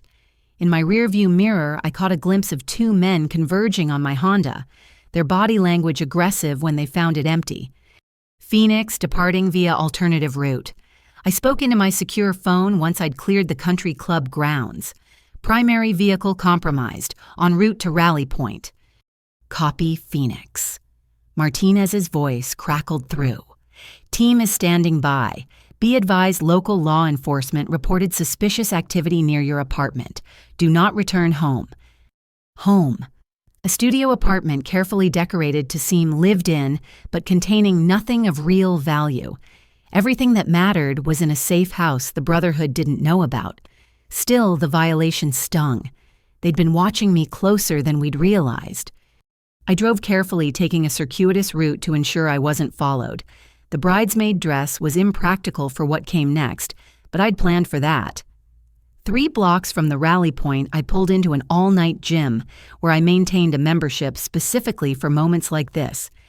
The locker I'd rented 2 years ago contained everything I needed: tactical pants, a black moisture-wicking shirt, boots, and a jacket with concealed armor panels. I changed quickly, stuffing the bridesmaid dress into a trash bag. The woman who emerged from the locker room looked nothing like the one who'd entered. My reflection in the mirror showed someone my family had never met. Hair pulled back in a severe bun face, clean of makeup, eyes hard with purpose. This was Phoenix, not Casey Morrison. This was who I'd been for 2 years while playing the role of family disappointment. The rally point was an abandoned warehouse in the industrial district, the kind of place that looked deserted but hummed with hidden activity. I parked the stolen van 2 blocks away and approached on foot, following protocols drilled into me during training. Phoenix, approaching from the south, I announced through my earpiece. Visual confirmed, came the response. Clear to enter. The moment I stepped through the camouflaged entrance, the transformation was complete. No more wedding reception, no more family dynamics. This was my real world where competence was recognized and the stakes were measured in lives. The command center had been established in record time. Banks of monitors showed real-time surveillance of 5 target cities. Analysts hunched over keyboards tracking Brotherhood communications. Field teams checked weapons and reviewed tactical plans. Phoenix Martinez appeared already in full tactical gear. Thank God, Chen's intel is gold. We've identified their entire financial network. He handed me a tablet showing fund transfers, shell companies, and a web of connections that made my stomach drop. There was Marcus's firm unwittingly processing millions in terrorist funds. And at the center, like a spider in a web, sat Jonathan Hartwell. My brother's father-in-law, I said quietly. Your family hit the lottery of bad connections. Martinez agreed. But that's tomorrow's problem. Tonight we stop an attack. Briefing room, 5 minutes. I made my way through the controlled chaos, exchanging nods with team members I'd worked with for 2 years. Here I wasn't the failed daughter or the security guard. I was Agent Phoenix, tactical team leader, with a reputation for precision under pressure. The briefing room was packed with 50 agents representing multiple agencies. Director Thornton stood at the front, her expression grave as satellite images filled the screen behind her. Ladies and gentlemen, we are 7 hours from the largest coordinated domestic terror attack in our nation's history. Her voice carried absolute authority. 5 cities, 30 million Americans at risk. If we fail tonight, the economic and human cost will be catastrophic. She clicked through images of power stations, financial centers, water treatment facilities, each one marked with red indicators showing Brotherhood positions. The enemy has spent 2 years positioning assets. They have inside help at every target location. They expect to upload ransomware at 0500 hours, followed by physical destruction of infrastructure at 0600.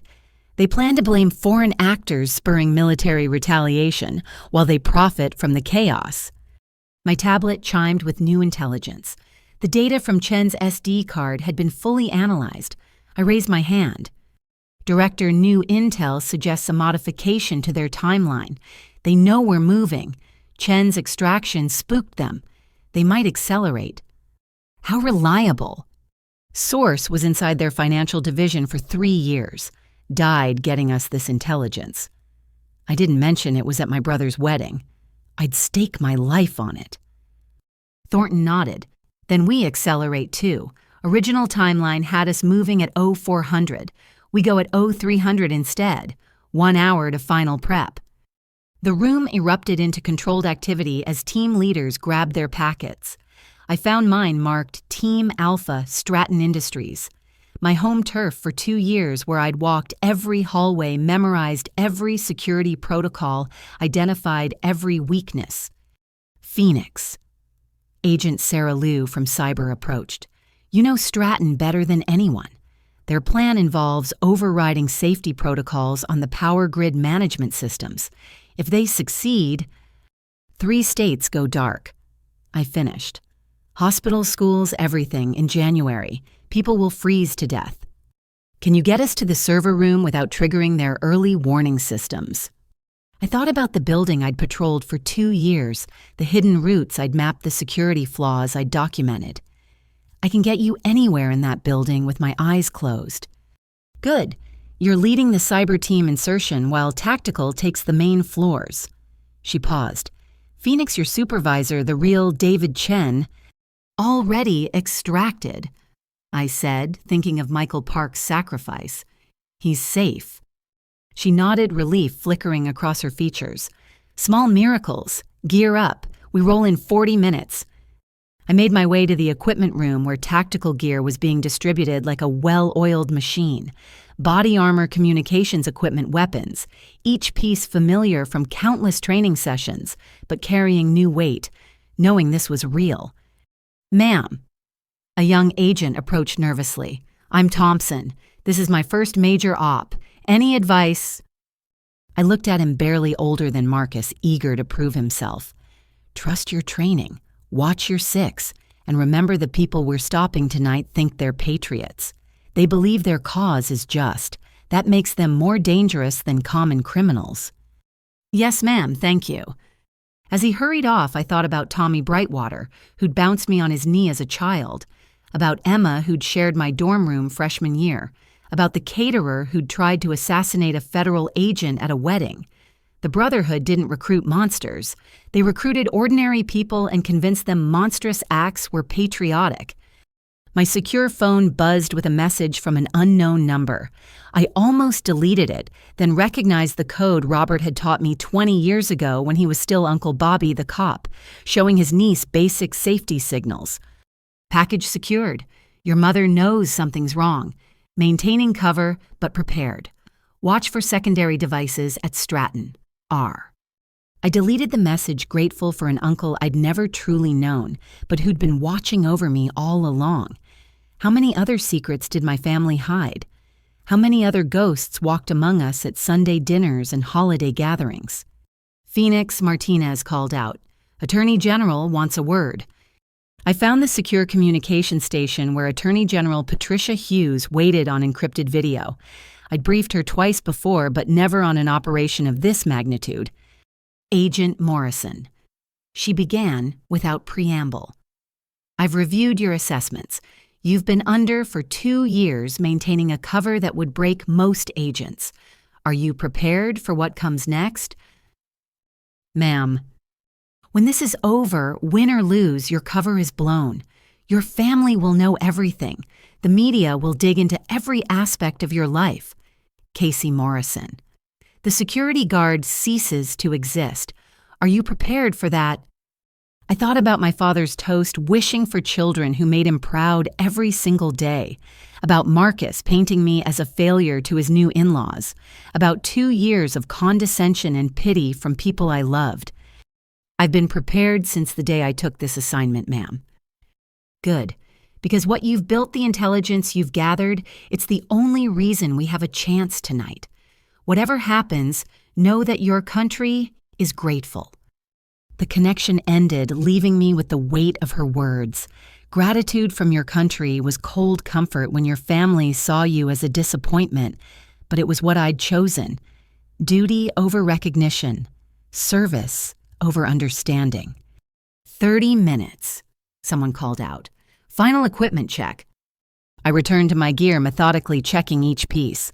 Sig Sauer P320 in a tactical holster, extra magazines, flex cuffs, tactical knife, communications equipment with encrypted channels, everything I'd need to lead a team into danger. Around me, 49 other agents made similar preparations. Some prayed quietly. Others reviewed building schematics one more time. A few made what might be final phone calls to loved ones. I thought about calling my mother, hearing her voice one more time before everything changed. But what would I say? Hi, Mom, I'm about to lead an assault team against domestic terrorists, including your nephew and Dad's best friend. Instead, I pulled up a photo on my phone. Last Christmas, the whole family gathered around the tree. Dad in his usual chair, Mom beside him, Marcus and I flanking them, Emma in the background already counting brotherhood money, Tommy raising a glass already selling out his oath, and me smiling blandly, playing the role of failed daughter, while secretly carrying the weight of national security. It's time, Martinez announced. I deleted the photo and stood feeling the armor settle around me like a second skin. Around the room, my colleagues did the same, 50 federal agents preparing to prevent catastrophe, while the rest of the country slept peacefully. Remember, Director Thornton's voice carried over the comm system. We strike simultaneously. 5 cities, 1 moment. Success depends on coordination. You are authorized to use all necessary force to prevent this attack. Failure is not an option. We moved toward our assigned vehicles with practiced efficiency. My team consisted of 8 specialists, each chosen for specific skills. Liu for cyber warfare, Rodriguez for explosives, Park for infiltration, Thompson the rookie eager to prove himself. As I climbed into the lead vehicle, my phone showed one final message from Marcus. Hope you feel better. Dad's drunk and telling embarrassing stories about us. You're not missing much. If only he knew what I was really not missing. In 3 hours, I'd either be dead or a hero. Either way, Casey Morrison's story was ending tonight. All teams, this is control. Thornton's voice filled our earpieces. You are green light. Repeat, you are green light. Godspeed. The convoy rolled out into the night, heading toward 5 different targets in 5 different cities. Behind us, the warehouse returned to its disguise of abandonment. Ahead waited the Brotherhood's army, believing they were about to reshape America. They had no idea Phoenix was coming home to roost. The convoy moved through the empty streets like shadows, our vehicles running dark, with only minimal lights. Inside our tactical van, my team reviewed the Stratton Industries blueprints one final time. 2 years of walking those halls had given me insights no blueprint could provide, details that might mean the difference between success and catastrophe. Maintenance shaft on the northeast corner, I pointed out. Security cameras have a 12-second blind spot during their rotation pattern. That's our entry point for the cyber team. Liu nodded, her fingers flying across her tactical tablet. Once we're in the server room, I need 15 minutes to identify and neutralize their ransomware, 20 if they've installed redundancies. You'll have it, I promised. Through my earpiece, I could hear similar conversations from the other 4 teams converging on their targets. In Philadelphia, Team Bravo was approaching a water treatment facility. In Chicago, Team Charlie targeted a financial processing center. Denver and Seattle had their own nightmares to prevent. Phoenix, this is control. Director Thornton's voice cut through. Be advised, NSA intercepted Brotherhood chatter. They know something's happening, but not what. Expect enhanced security. Copy that, Control. I switched to my team channel. All right, people, they're nervous, but not alerted. That works in our favor. Nervous people make mistakes. Rodriguez, my explosives expert, raised a concern. If they've wired the building... They have, I confirmed. My investigation identified 3 likely points, but they won't detonate unless they're certain they've been compromised. The Brotherhood wants to frame this as foreign terrorism.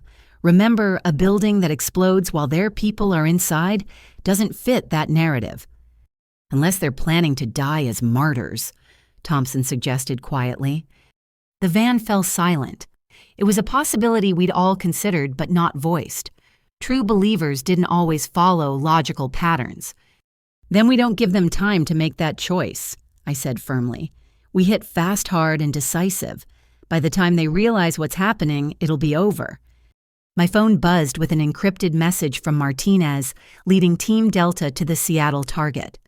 Surveillance shows normal patterns at all locations.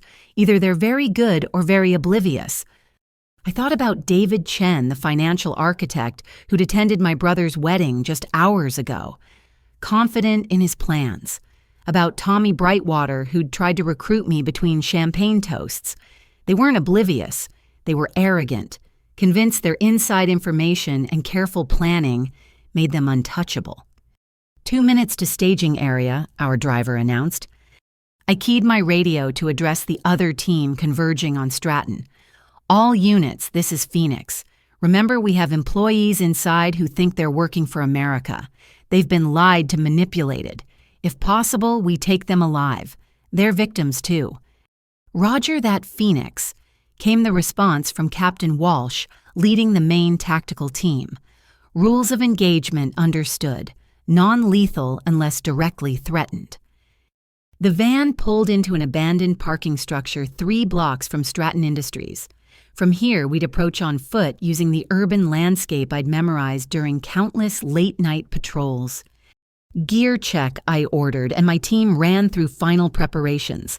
Night vision equipment, tactical communications, cyber warfare tools. Everything needed to prevent 30 million Americans from waking up to darkness and chaos. Phoenix Liu pulled me aside. There's something else. The financial data from Chen's package. Your brother's firm processed a major transfer yesterday. $50 million. The timestamp shows it happened during his wedding. During the reception. While Marcus was dancing with his new wife, his company was unknowingly funding mass murder. The irony was bitter. Document everything I told her. Marcus and his firm are victims here, but they'll need proof of that when the investigations start. She nodded, understanding the personal stake. We'll make sure the evidence is clear. Your brother was used, not complicit. I appreciated the gesture, even as I wondered how Marcus would handle learning his success had been built on blood money. Would he blame himself? Would he blame me for not warning him? 2 years of lies had consequences that would ripple far beyond tonight. Movement. Rodriguez's voice crackled through our earpieces. He'd taken an overwatch position with a scope. 3 vehicles just arrived at Stratton. They're not scheduled maintenance. I checked my watch, 0247 hours, 13 minutes ahead of our planned breach. Brotherhood, Walsh asked. Confirmed. I've got positive ID on 2 known operatives. They're unloading equipment from the vans. Looks like, Christ, those are explosive charges, enough to level the building. My blood ran cold. We'd assumed they'd want the building intact to sell their foreign terrorism narrative. But if they'd decided on a different ending... They're accelerating because Chen disappeared, I realized aloud. They think he flipped, so they're destroying evidence. If they blow Stratton... The power grid fails anyway, Liu finished. Manual destruction instead of cyber attack, but same result. Maybe worse. Control, this is Phoenix. Situation has changed. Brotherhood is rigging Stratton for demolition. Request permission to advance timeline. Phoenix Control.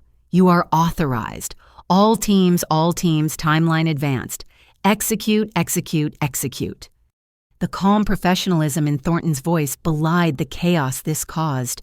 Across 5 cities, federal agents were scrambling to adjust their plans. But this was why we trained for contingencies, why we prepared for the unexpected. My team takes the server room, I announced. Walsh, your team prevents those explosives from being armed. Move. We burst from the van like shadows given purpose.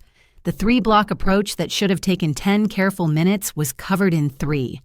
My knowledge of the area proved invaluable, leading my team through service alleys and maintenance corridors I'd mapped during my cover assignment. Overwatch, this is Phoenix. Status on those explosives. They've placed 2 devices working on a third, northeast corner and primary support columns. Professional job.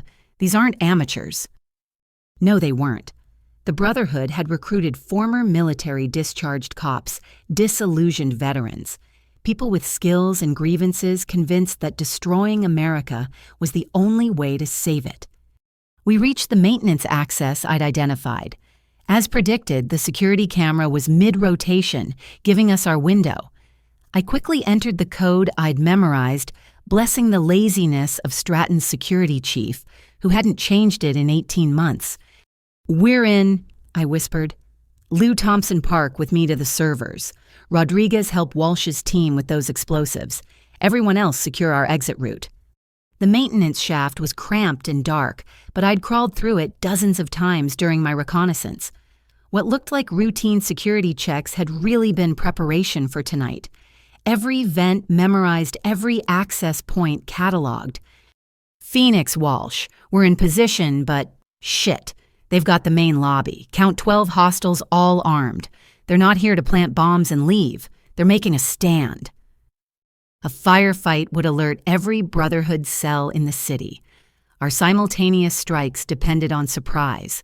If one location raised an alarm, "Can you infiltrate without engagement?" I asked while continuing to crawl toward the server room. "Negative. They've established overlapping fields of fire. Military precision." "Wait, holy hell. Phoenix, I've got eyes on the lobby monitors. They've taken hostages. Night shift maintenance crew, 6 civilians." My heart sank. Hostages changed everything.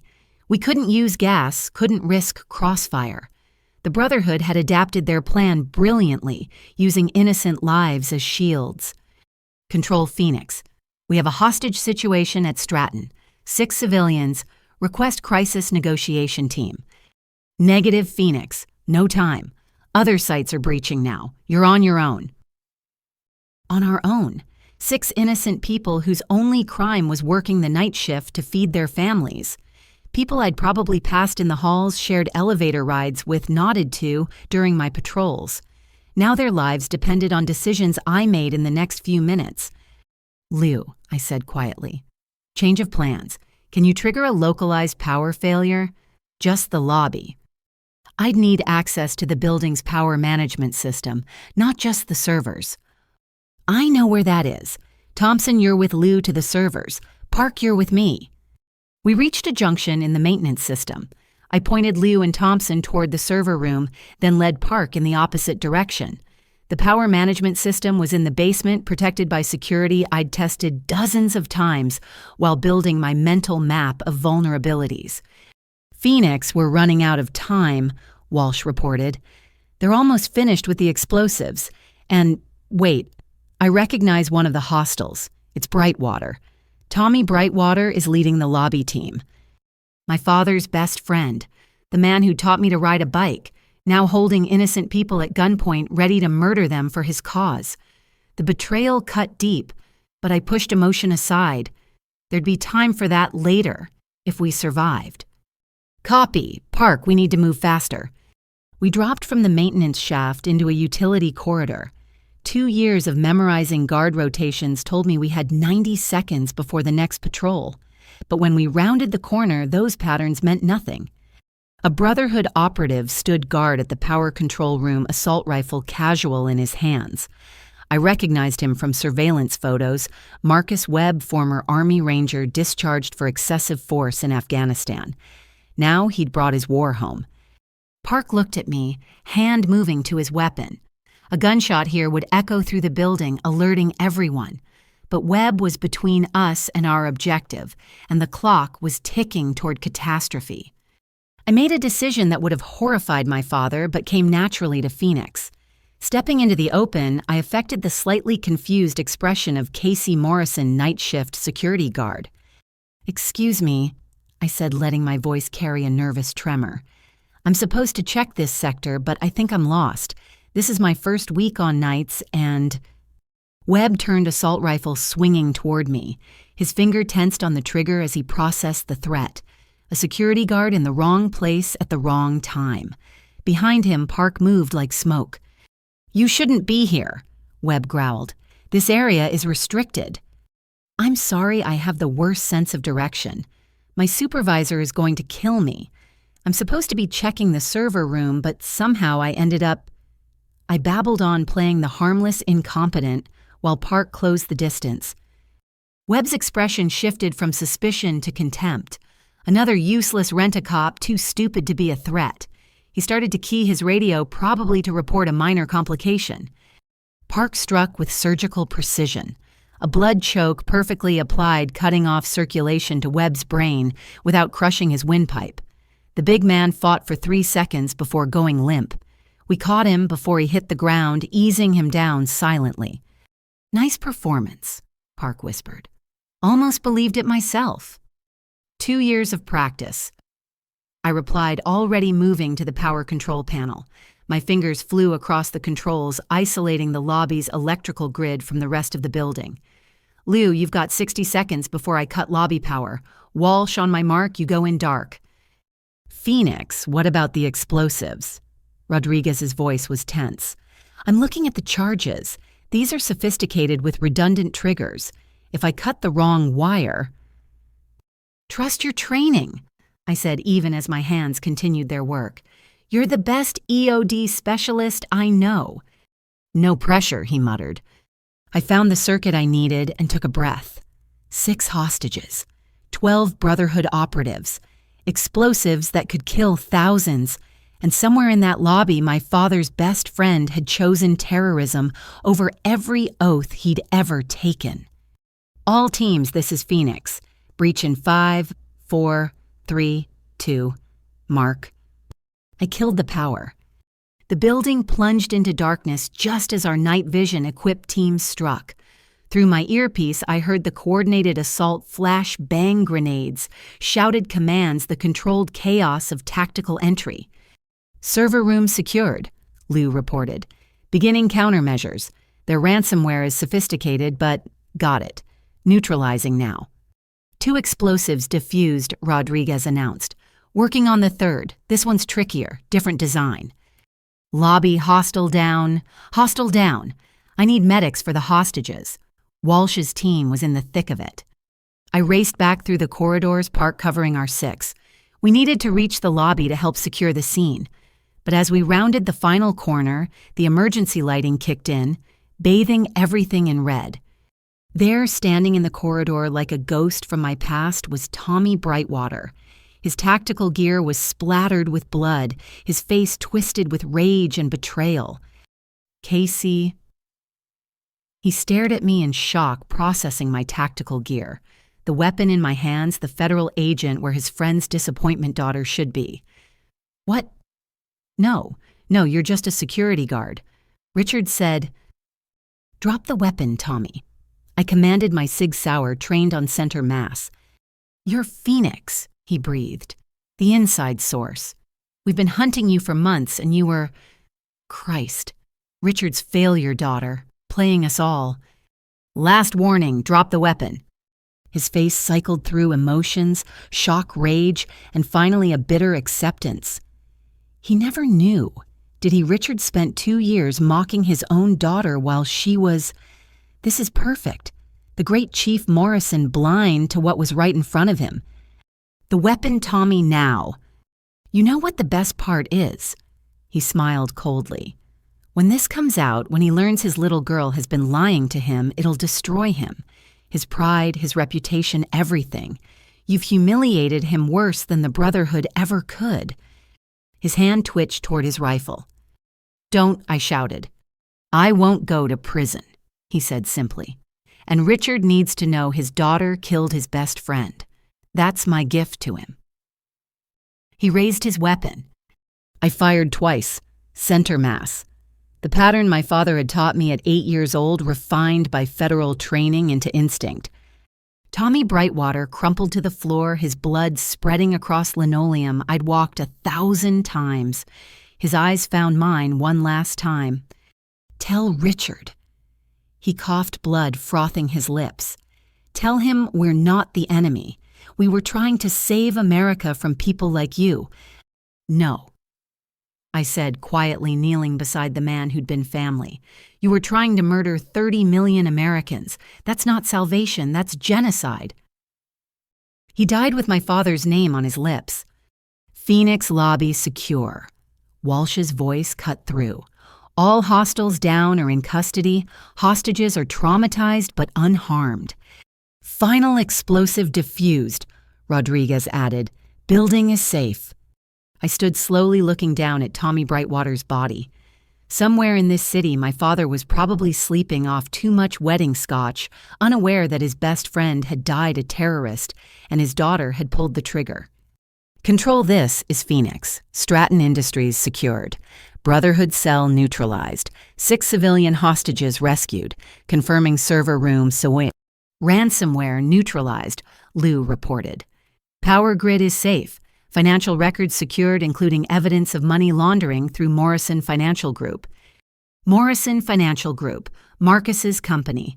My brother's pride and joy now forever tainted by terrorism connections he never knew about. Phoenix, this is control.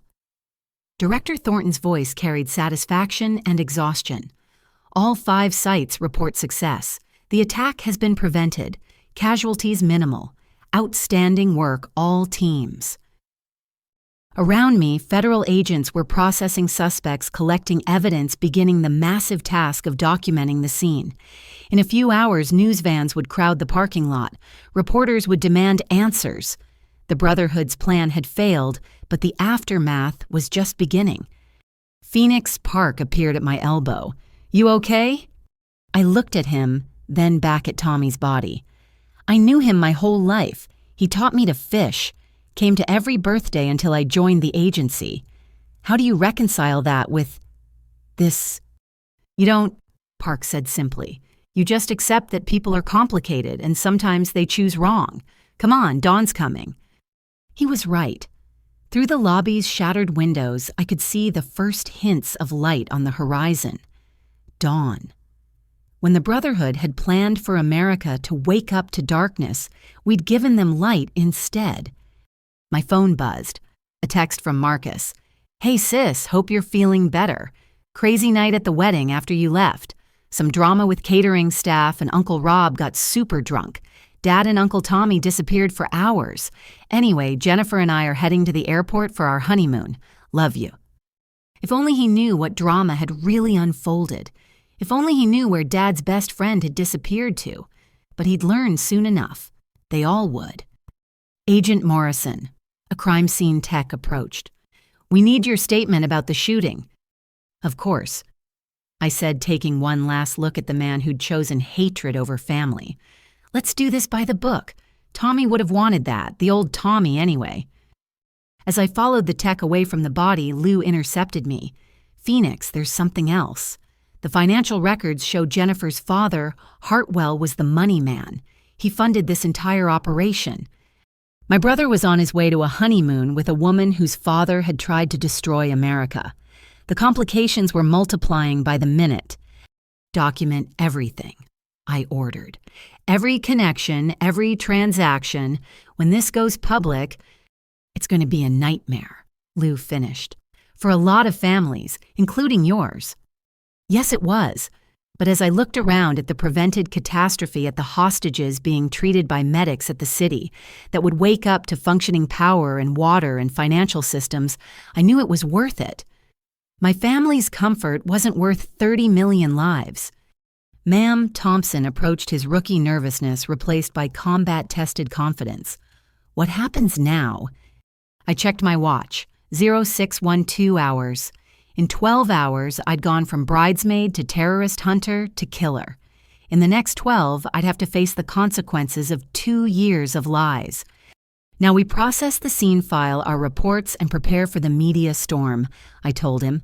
"And Thompson, good work tonight. You did the Academy proud." He beamed, reminding me why we did this job. Not for recognition from family or understanding from loved ones, but to ensure young agents like Thompson had a country worth protecting. "Phoenix," Walsh called out. "You need to see this." He led me to a captured Brotherhood operative being treated for minor wounds.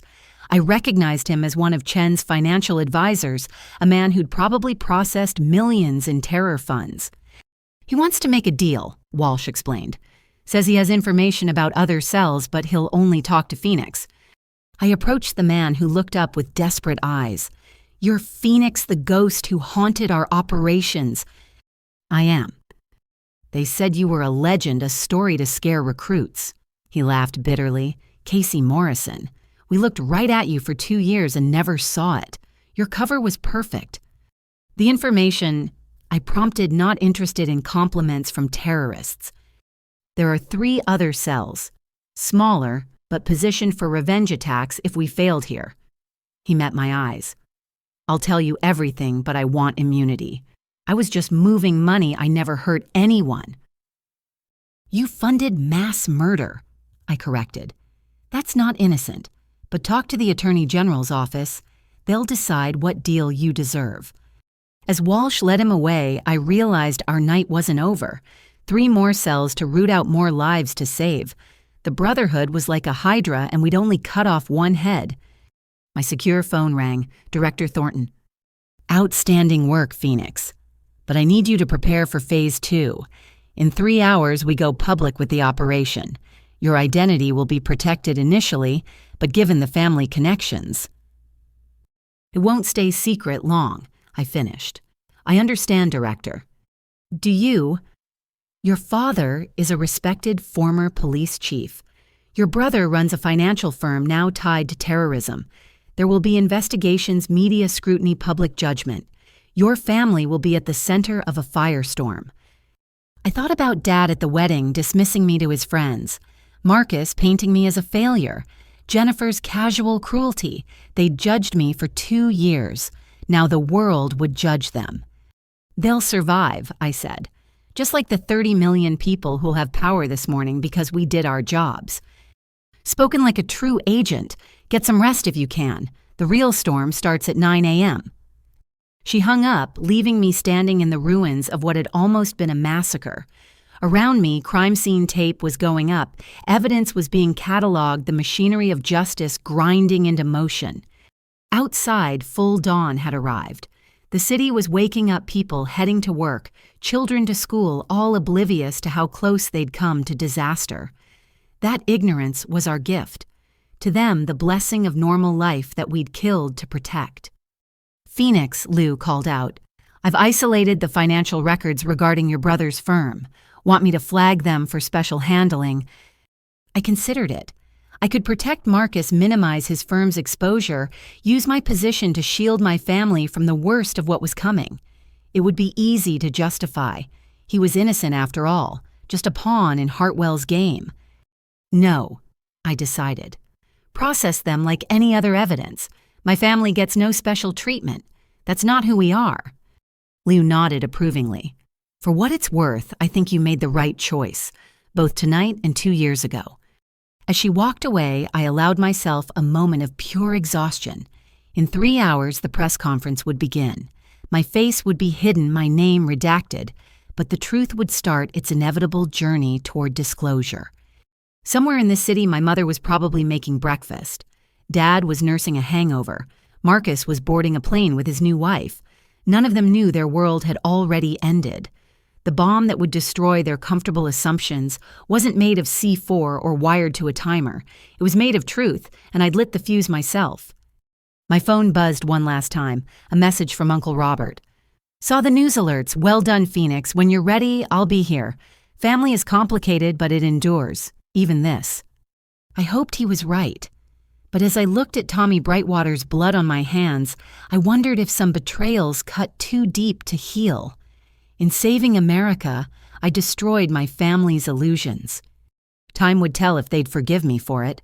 The congressional hearing room was packed to capacity when I entered at 14:37 hours, exactly 2 weeks after the prevented attacks. In that time, the media storm had only intensified. Every detail of my life, my family's lives, and the Brotherhood operation had been dissected by pundits, politicians, and an increasingly divided public. I took my seat at the witness table facing the House Intelligence Committee. Behind me, cameras from every major network focused their lenses ready to broadcast every word, every expression, every moment of what some called vindication and others called a show trial. Agent Morrison, Committee Chairman Representative Williams, began his tone neutral, but eyes sharp. You are here voluntarily to provide testimony about Operation Phoenix and the events of January 15th. Do you swear to tell the truth, the whole truth, and nothing but the truth? I do. I affirmed, knowing that the whole truth was more complex than any oath could capture. Let's begin with your recruitment, Williams said. You claim you were approached by federal authorities immediately after graduating from the police academy. Yet records show you quit the force after 1 day. Can you explain this discrepancy? I leaned into the microphone, choosing my words carefully. The 1-day employment was a cover story necessary for operational security. I served 437 days as an active federal agent, including training and deployment. The fiction of my failure was required to establish credibility for my undercover role. A fiction that devastated your father. Representative Jackson interjected, her voice carrying judgment. Chief Morrison spent 2 years believing his daughter was a disappointment. Was that deception really necessary? Behind me, I knew my parents sat in the gallery. Dad had insisted on attending, on hearing everything, on facing the truth publicly, as he'd spread the lie publicly. Congresswoman, the Brotherhood specifically targeted law enforcement families. My supposed failure created distance that protected my family while allowing me to embed deeply in their operations. That distance saved their lives when the Brotherhood attempted to use families as leverage. Yet your cousin Emma Morrison was recruited by the Brotherhood, Representative Chen noted, studying his notes. How does that square with your claims of protecting family? Emma, currently in federal custody, cooperating fully, her information having prevented 3 more massacres, but her betrayal remained a wound that wouldn't heal. Emma's recruitment was unrelated to my operation, I explained. Financial desperation made her vulnerable. The Brotherhood exploited that vulnerability before we became aware of her involvement. Let's discuss the financial aspects. Williams redirected. Your brother Marcus Morrison's firm processed $347 million in Brotherhood funds. You claim he was unaware.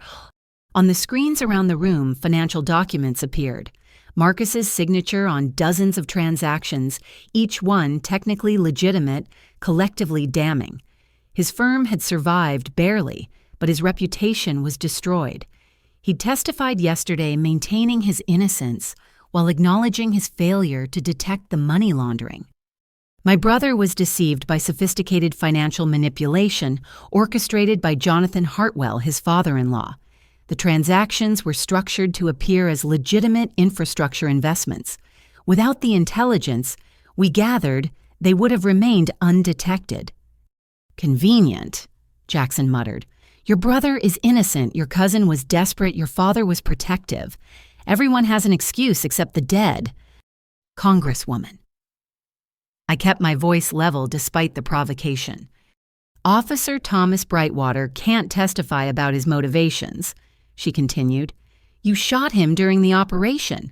Some say it was execution, not self-defense. The room tensed. This was the heart of the political divide: heroes or vigilantes, protectors or deep state operators, salvation or manipulation. Officer Brightwater made a choice to raise his weapon against federal agents. I responded according to training and rules of engagement. His death was suicide by cop, documented by body camera footage and witness testimony. Footage that's classified, Jackson pressed. Witnesses who are all federal agents. Convenient.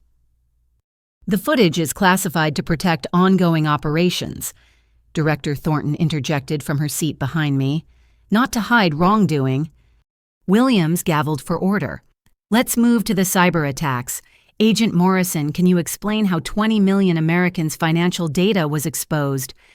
This was safer ground, technically complex, but politically neutral. I walked the committee through the Brotherhood's sophisticated malware, our successful countermeasures, and the unfortunate reality that some data was exposed before we could stop it. The emails claiming government responsibility, Representative Park asked, those reached 40 million Americans, creating lasting distrust. How do we repair that damage? By continuing to tell the truth, I said simply, by showing through actions and transparency that we protected American lives and interests. Trust rebuilds slowly, but it does rebuild. Does it? Chen pulled up social media feeds on the room's displays. Agent Morrison labeled as hero and villain. Your family under constant scrutiny. Death threats against your parents. Your brother's business destroyed. Was stopping the Brotherhood worth the cost to innocent people? I thought about the 30 million Americans who'd woken up with power, water, and functioning financial systems. The families shopping at Water Tower Place, attending church in Dallas, dropping children at school in Portland, all unaware how close they'd come to becoming statistics. Congressman, every agent knows the job may require sacrifice. We hope that sacrifice is only ours, but sometimes it spreads to those we love. My family has paid a price for my service, but 30 million Americans didn't pay the ultimate price because we acted. That mathematics is harsh but clear. Let's discuss those actions, Williams said. The raid on the farmhouse, 7 emotionally compromised agents conducting an unsanctioned assault. Some call it heroism. Others call it rogue operation that endangered hostages. The footage played on screens our desperate assault to save our families. Watching it now, I saw every tactical error emotion had caused every risk that could have ended in disaster. But I also saw Thompson taking a bullet while providing cover. Chen cradling his daughter after 2 days of terror. My parents alive because we'd refused to follow protocols that would have let them die. We were federal agents whose families were kidnapped by terrorists, I stated. We had actionable intelligence and limited time. Director Thornton provided unofficial support, recognizing that sometimes regulations must bend to save lives. Every hostage was recovered safely. Through luck more than tactics, Jackson argued. You compromised operational integrity for personal reasons. Yes, I admitted, surprising the room. I put family before protocol. I'd do it again. The Brotherhood counted on us being machines following rules while they murdered our loved ones. They discovered we're human. That humanity saved lives. The committee exchanged glances. My admission of emotional compromise didn't fit the narrative either side wanted. Heroes weren't supposed to acknowledge weakness. Villains weren't supposed to save everyone. Agent Morrison. Williams leaned forward. Let me ask you directly. Do you regret your actions? Any of them? I considered the question, knowing my answer would be replayed endlessly. I regret the necessity. I regret that good people like Officer Brightwater were corrupted by extremism. I regret that my family suffered for my choices. But I don't regret stopping the Brotherhood. I don't regret saving lives.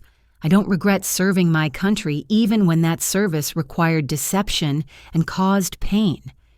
Even lying to your family for 2 years. I turned, looking directly at my parents in the gallery. Mom nodded encouragingly. Dad met my eyes steadily, 2 weeks of revelation having aged him, but also somehow strengthened him. Lying to my family was the hardest part of my service, I said, still looking at them. Every dismissive comment, every expression of disappointment, every moment of being seen as a failure cut deeply. But their genuine reactions sold my cover. Their real disappointment saved lives. I'm sorry for the pain I caused them, but not for the reason I caused it. Your father has something to say about that, Williams noted. Chief Morrison requested to provide testimony. Given his distinguished service and unique perspective, we've agreed. My stomach dropped. Dad hadn't mentioned wanting to testify.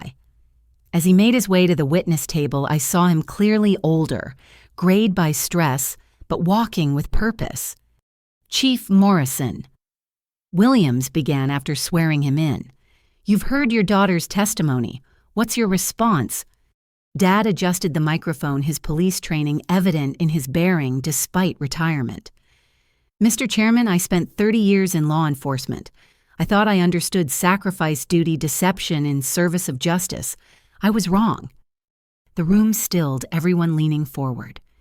"For 2 years, I told anyone who'd listen that my daughter was a disappointment, a failure, a quitter who couldn't handle real police work." His voice cracked slightly. "I said these things at family gatherings, public events, even at my son's wedding. I believed them completely." He paused, composing himself. "My daughter let me believe them. She endured my dismissal, my condescension, my public humiliation because her cover required it. She sacrificed not just her safety, but her relationship with her family to protect strangers. That's not failure, that's heroism I couldn't have managed." "Chief Morrison," Jackson interjected, "your former partner died in this operation. Officer Brightwater was your friend for decades. How do you reconcile that?" Dad's jaw tightened. "Tommy Brightwater betrayed his oath, his city, and yes, our friendship. He made choices that would have killed thousands. My daughter stopped him. If that puts us on opposite sides, then I'm proud to stand with her. Even though she lied to you." "Congressman, I've had 2 weeks to think about lies and truth. My daughter's lies saved lives. Tommy's truths would have ended them. I'll take noble deception over honest terrorism every time." "Dad," I whispered, but he wasn't done. "You want to know the real tragedy here." He addressed the committee but spoke to the cameras. "It's not that federal agents had to lie to do their jobs. It's that we've created a society where protecting America makes you suspicious, where stopping mass murder gets you hauled before committees to justify saving lives. My daughter and her colleagues prevented catastrophe, and instead of universal gratitude, they face political theater." Williams gavelled as the gallery erupted in mixed applause and protests. "Chief Morrison, please constrain yourself to answering questions." "I'll answer your questions," Dad said firmly, "but I won't sit quietly while patriots are painted as villains. My daughter gave up everything, family reputation, normal life, to protect people who now question her motives. That's the real crime here." He was escorted back to the gallery, but his words echoed. The committee struggled to regain control, eventually calling a recess. As I stood to stretch, my phone buzzed with a message from Marcus. "Watching on C-SPAN, Dad's right. I'm sorry for what I said. You saved us all." Small reconciliation, but reconciliation nonetheless. The committee reconvened, spending 3 more hours dissecting every decision, every action, every consequence. Through it all, the fundamental divide remained those who saw necessary deception and those who saw dangerous precedent. As the hearing finally concluded, Representative Williams offered closing remarks. "Agent Morrison, your service prevented massive loss of life. That's undeniable. But the methods required, the lies, the infiltration, the personal costs, raise questions about what we're willing to sacrifice for security. This committee will continue investigating to ensure proper oversight of federal operations." I stood to leave knowing the investigation would continue indefinitely. Politics demanded heroes and villains, not the complex reality of people making impossible choices.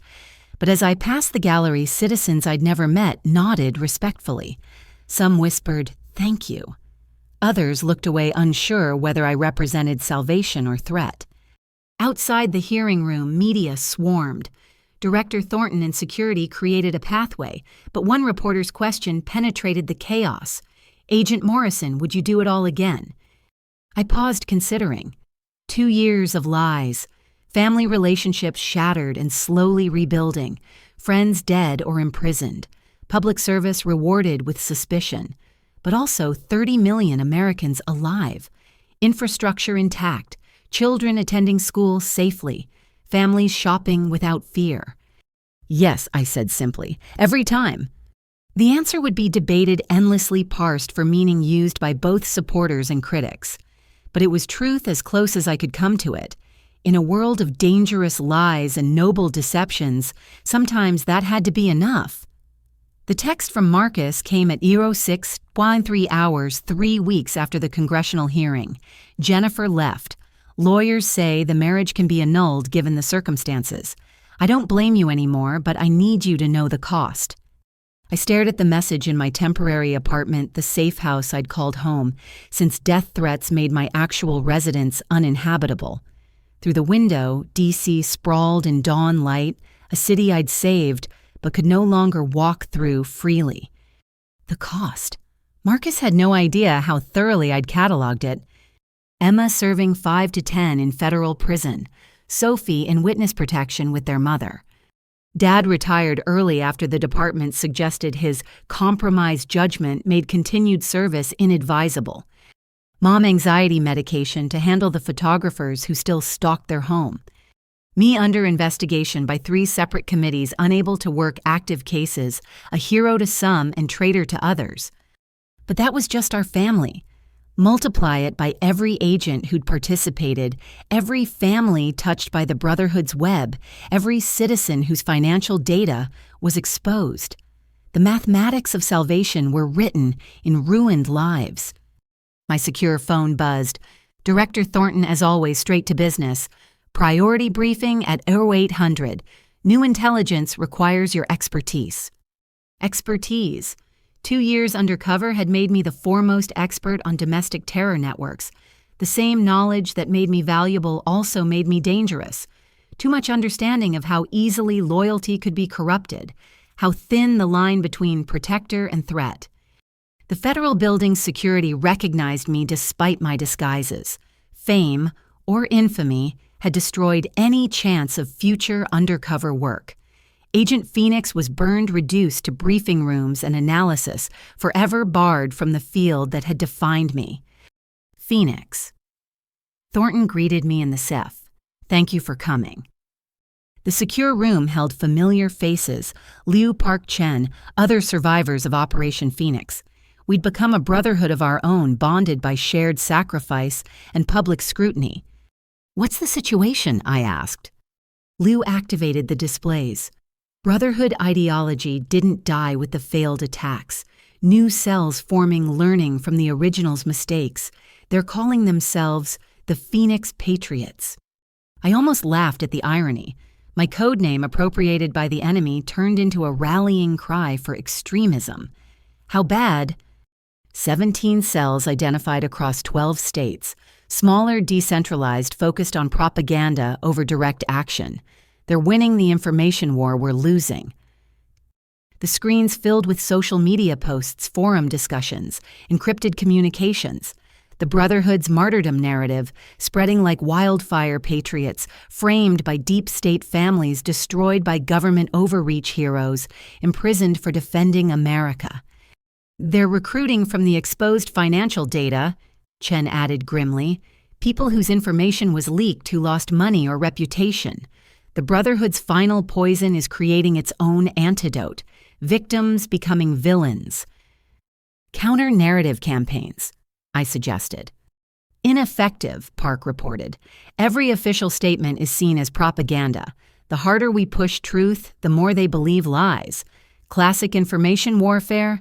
Paradox. I studied the data, seeing patterns my unique position revealed. They're not recruiting randomly. Look at the demographics: law enforcement families, military veterans, financial sector workers, people like your family, Thornton finished. Yes, we've noticed. They're specifically targeting those connected to Operation Phoenix, using our own methods against us. The violation felt personal because it was. The Brotherhood studying my playbook, corrupting it, turning protection into predation.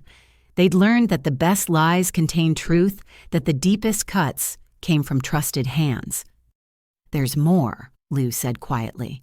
Marcus Morrison received recruitment approaches. So did your mother.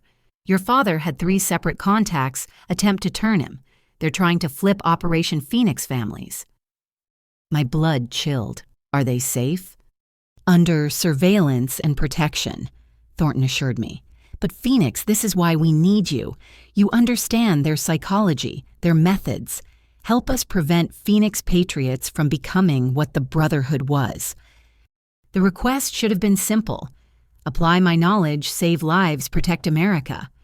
But sitting in that SCIF, surrounded by evidence of spreading extremism, I faced an uncomfortable truth. I understood the enemy because part of me recognized their grievances, not their methods.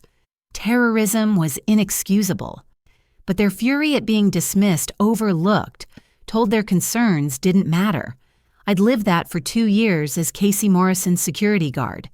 The humiliation, the condescension, the casual cruelty of being deemed insufficient. The Brotherhood had weaponized that resentment. The Phoenix Patriots were perfecting it. "I'll need full access," I said finally. "All Operation Phoenix files, psychological profiles, recruitment patterns, and—" I hesitated. "I want to interview Brotherhood prisoners, including Emma." "That could be arranged," Thornton agreed. "But Phoenix, are you prepared for that? Your cousin tried to kill your family. Which is why I need to understand how she got there." I met Thornton's gaze. "We can't fight what we don't comprehend, and I have a unique perspective on transformation, how someone goes from family to threat." The briefing continued for hours, diving deep into intelligence that painted a disturbing picture. The Phoenix Patriots weren't planning another massive attack. They were playing a longer game: recruitment, radicalization, normalization of extremist ideology. Death by 1,000 cuts rather than single catastrophe. As we concluded, Park pulled me aside. "You okay? This can't be easy seeing them use your name." "It's appropriate," I admitted. "Phoenix rises from ashes. They see themselves reborn from the Brotherhood's destruction. Using my code name is psychological warfare. Every mention reminds people that the hero might be the villain." "You're not the villain, Casey." "Aren't I?" I gestured at the screens showing recruitment success among exposed financial victims. 20 million Americans had their privacy violated because I stopped a physical attack but couldn't prevent the digital one. How many will be radicalized by that violation? How many future terrorists am I creating by being the face of their victimization? Park had no answer. In the arithmetic of salvation, unintended consequences compounded infinitely. I left the briefing with encrypted files and heavy purpose. Outside, protesters maintained their vigil, some supporting Operation Phoenix agents, others demanding our prosecution. Both sides certain of their righteousness, neither interested in complexity. My secure phone showed missed calls from Dad. I returned them from the car, activating scrambling protocols that made our conversation sound like weather discussion to any interceptor. "Casey." His voice carried new weight. "I need to see you. It's about the recruitment attempts." "Are you safe?" "For now. But sweetheart, I recognized one of them. From the old days. This goes deeper than anyone knows." We arranged to meet at a secure location, one of many scattered around D.C., for agents whose public visibility made normal life impossible. The weight of his words, "from the old days," suggested connections predating the Brotherhood roots extending into law enforcement itself. The safe house was sterile, functional, devoid of personality. Dad arrived 15 minutes later, checking for surveillance with habits that would never fade. "Talk to me," I said simply. He pulled out a photograph worn from handling. Young officers at academy graduation, faces bright with purpose. I recognized a younger version of Dad Tommy Brightwater and others. "Third from left," Dad indicated. "Michael Grayson, my academy roommate. Good cop for 20 years, then got bitter. Budget cuts, politics, watching criminals walk on technicalities. He retired 5 years ago, angry at the system. And he approached me yesterday. Coffee shop, casual meeting, catching up on old times. Then the question started. How did I feel about you lying about the government using family as cover? About Tommy dying for believing in something? The recruitment pattern was elegant. Find the wounded, validate their pain, redirect it toward extremism. Classic Brotherhood tactics refined by Phoenix Patriots, studying our countermoves. What did you tell him, I asked. That my daughter saved lives, that Tommy chose terrorism, that grief doesn't justify murder. Dad's jaw tightened. He said I was blinded by love, that when I saw clearly, he'd be waiting. We need to report this. I already did. But Casey, if Mike Grayson is involved, this isn't just random recruitment. They're targeting specific officers, ones with grievances, connections, credibility, building a network inside law enforcement itself. The implications staggered. Phoenix Patriots weren't just learning from Brotherhood mistakes, they were evolving beyond them. Instead of infiltrating institutions, they were converting those already inside. The enemy wasn't at the gates, but in the halls. There's something else, Dad continued. Mike mentioned others from our generation. Officers who feel betrayed by how things changed, who see your operation as proof the system they served became the enemy. They call themselves the thin blue line, but their interpretation... He shook his head. They think they're saving law enforcement from itself. I processed this, adding it to the intelligence gathered that morning. Multiple recruitment vectors, ideological flexibility, insider conversion. The Phoenix Patriots were becoming everything we'd feared, smarter, subtler, more dangerous, because they believed their own lies. I need names, I said. Everyone Mike mentioned or implied. I made a list. Dad handed over a paper with 12 names. Casey, these are good cops. We're good cops. What happened to them? The same thing that happened to Tommy, that almost happened to Emma. Desperation met opportunity. Resentment met validation. Good people making evil choices because someone convinced them it was righteous. We sat in silence, father and daughter, united by understanding of how thin the margins were. One different choice, one moment of weakness, and Dad could have been on that list. If my cover story had been real, if I'd actually failed, would I have been susceptible to their poison? I'm proud of you, Dad said suddenly. I know I've said it before, but seeing what you've accomplished, understanding the weight you carried alone, I'm so damn proud it hurts. Dad, no, let me finish. At Marcus's wedding, I gave that toast about accepting disappointments. I need you to know, you were never a disappointment. Even when I thought you'd failed, I loved you. He struggled for words. I confused achievement with worth, confused my expectations with your value. That's on me, not you. We all made choices, I said softly. Yours came from love, even if expressed badly. Mine came from duty, even if it caused pain. Neither of us is perfect. No, he agreed, but you're closer than you know. We talked for another hour, sharing intelligence and memories, building bridges over the crater of 2 years' deception. When he left, I sat alone with the names he'd provided, seeing a network of corruption spreading through the very institutions meant to prevent it. The Phoenix Patriots had learned our lessons too well. They knew that trust once broken became a weapon, that heroes could be reframed as villains with the right narrative, that the most dangerous enemies were those who believed their own righteousness.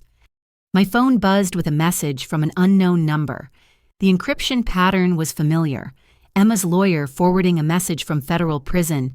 Casey, I know you'll never forgive me, but I need you to know something. They're still recruiting, still promising desperate people easy answers. And the scariest part, sometimes in the dark, their lies make sense. Please be careful.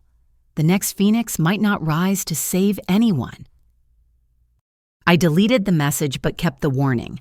Emma understood something the committees and critics missed. The line between hero and villain wasn't fixed. It shifted with perspective, circumstance, desperation. The Phoenix Patriots knew this, weaponized it, built their movement on the grave of such distinctions. Outside, D.C. continued its relentless spin of power and politics. Somewhere good people were being recruited by evil wearing the mask of patriotism. Somewhere, the next Operation Phoenix was being planned by those who'd studied our success and learned to counter it.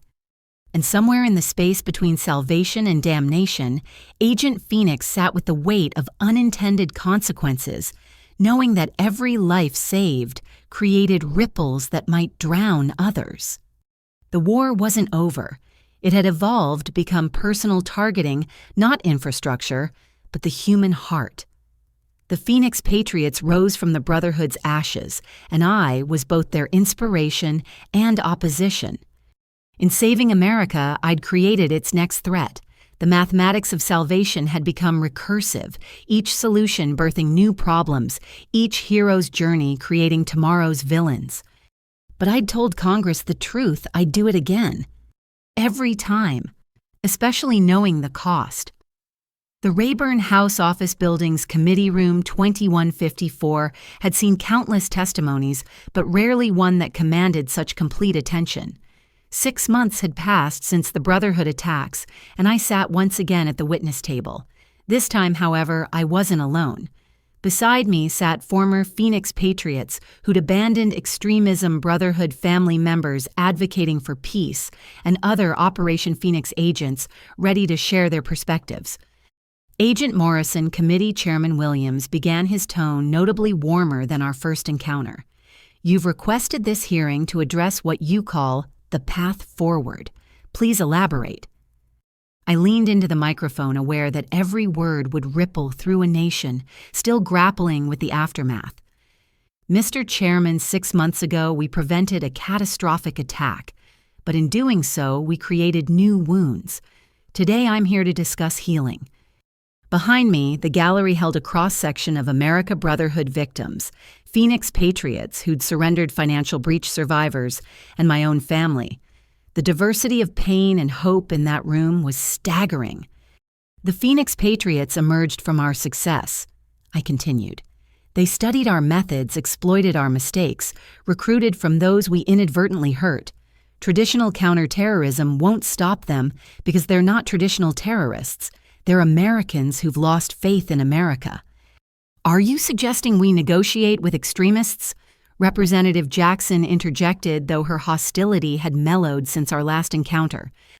"I'm suggesting we understand them, not excuse their actions, but comprehend their journey from citizen to threat." I gestured to a man beside me. "This is Robert Kelly, former Phoenix Patriot cell leader. 3 months ago, he planned to bomb an FBI field office. Today, he's here to explain why he stopped." Kelly, a soft-spoken accountant whose life unraveled when his financial data was exposed, took the microphone with trembling hands.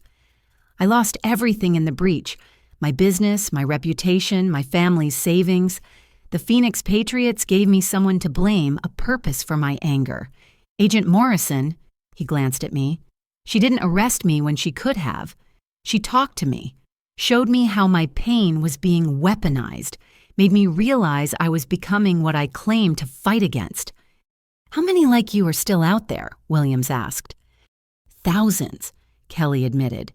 "Good people driven to bad choices by desperation manipulation and a narrative that validates their grievances. You can't arrest them all, you have to reach them." The hearing proceeded with testimony from others I'd engaged over recent months.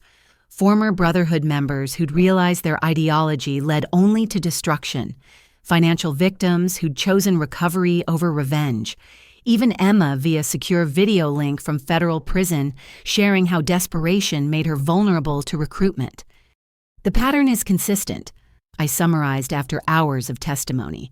"Isolation, validation, escalation, action. The Phoenix Patriots perfected this cycle, but we can break it. Not through surveillance and suppression, but through engagement and alternatives." Lou presented data on our pilot program, Project Reintegration. Instead of treating potential extremists as enemies, we'd approach them as citizens in crisis. Mental health resources for those struggling with financial exposure trauma. Job placement for those whose careers were destroyed.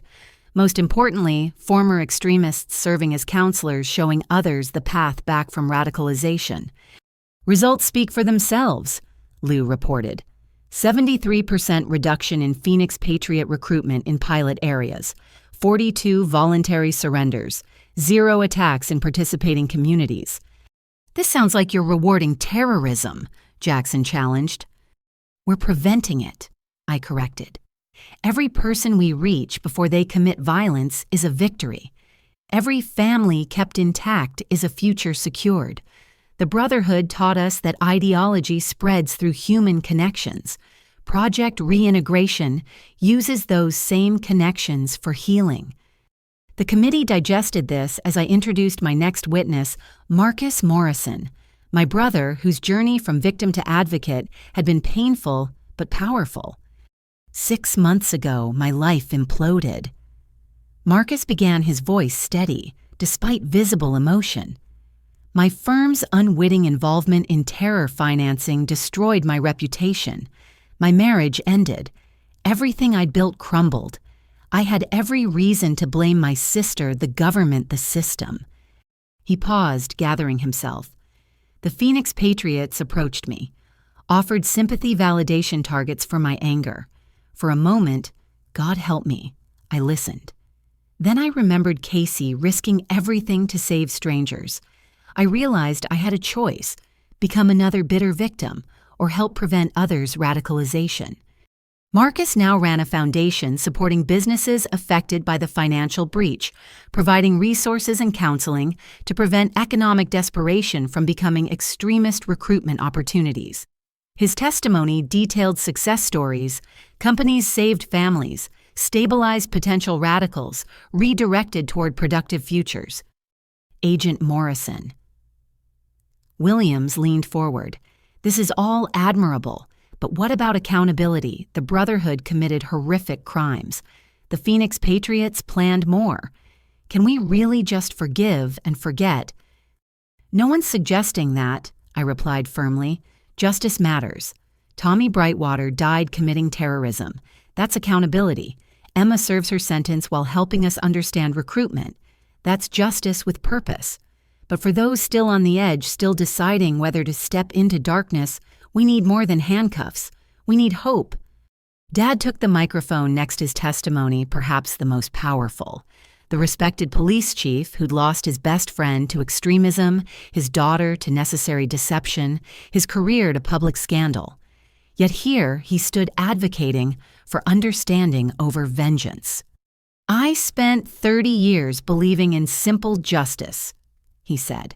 Good guys, bad guys, clear lines between them. The Brotherhood attacks shattered that simplicity. I learned that good people can make evil choices, that heroes might lie to save lives, that villains might believe they're patriots. Once you see that complexity, you can't unsee it. He described his work with law enforcement officers struggling with the profession's changing nature, those vulnerable to Phoenix Patriots recruitment. By acknowledging their grievances while channeling their passion toward positive reform, he'd prevented 12 officers from joining extremist cells. The thin blue line isn't about us versus them, Dad concluded. It's about protecting everyone, even from themselves. That's what Casey taught me. That's what real service looks like.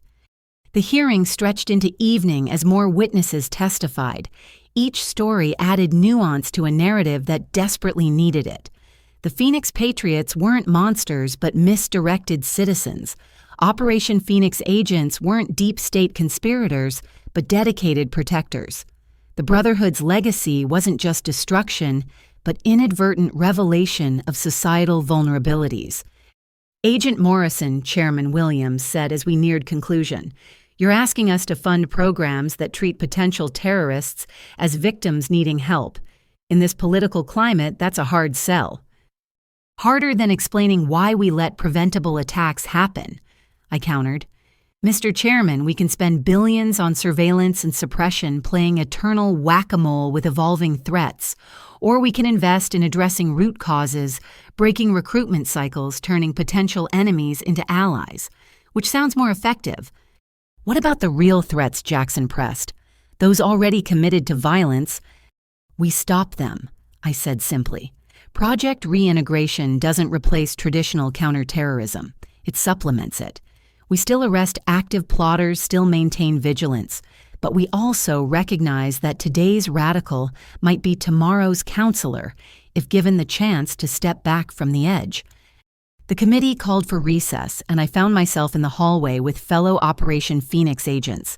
Park Chen Thompson, all scarred by our success, all committed to preventing others' radicalization. Think they'll approve funding? Thompson asked. They'll have to, I replied. The alternative is watching Phoenix patriots metastasize into something worse. The Brotherhood taught us that ignoring grievances doesn't eliminate them. It weaponizes them. When the hearing reconvened, Director Thornton presented classified intelligence. Phoenix Patriot cells were evolving, connecting with international extremist networks, planning coordinated actions that would make the Brotherhood look amateur.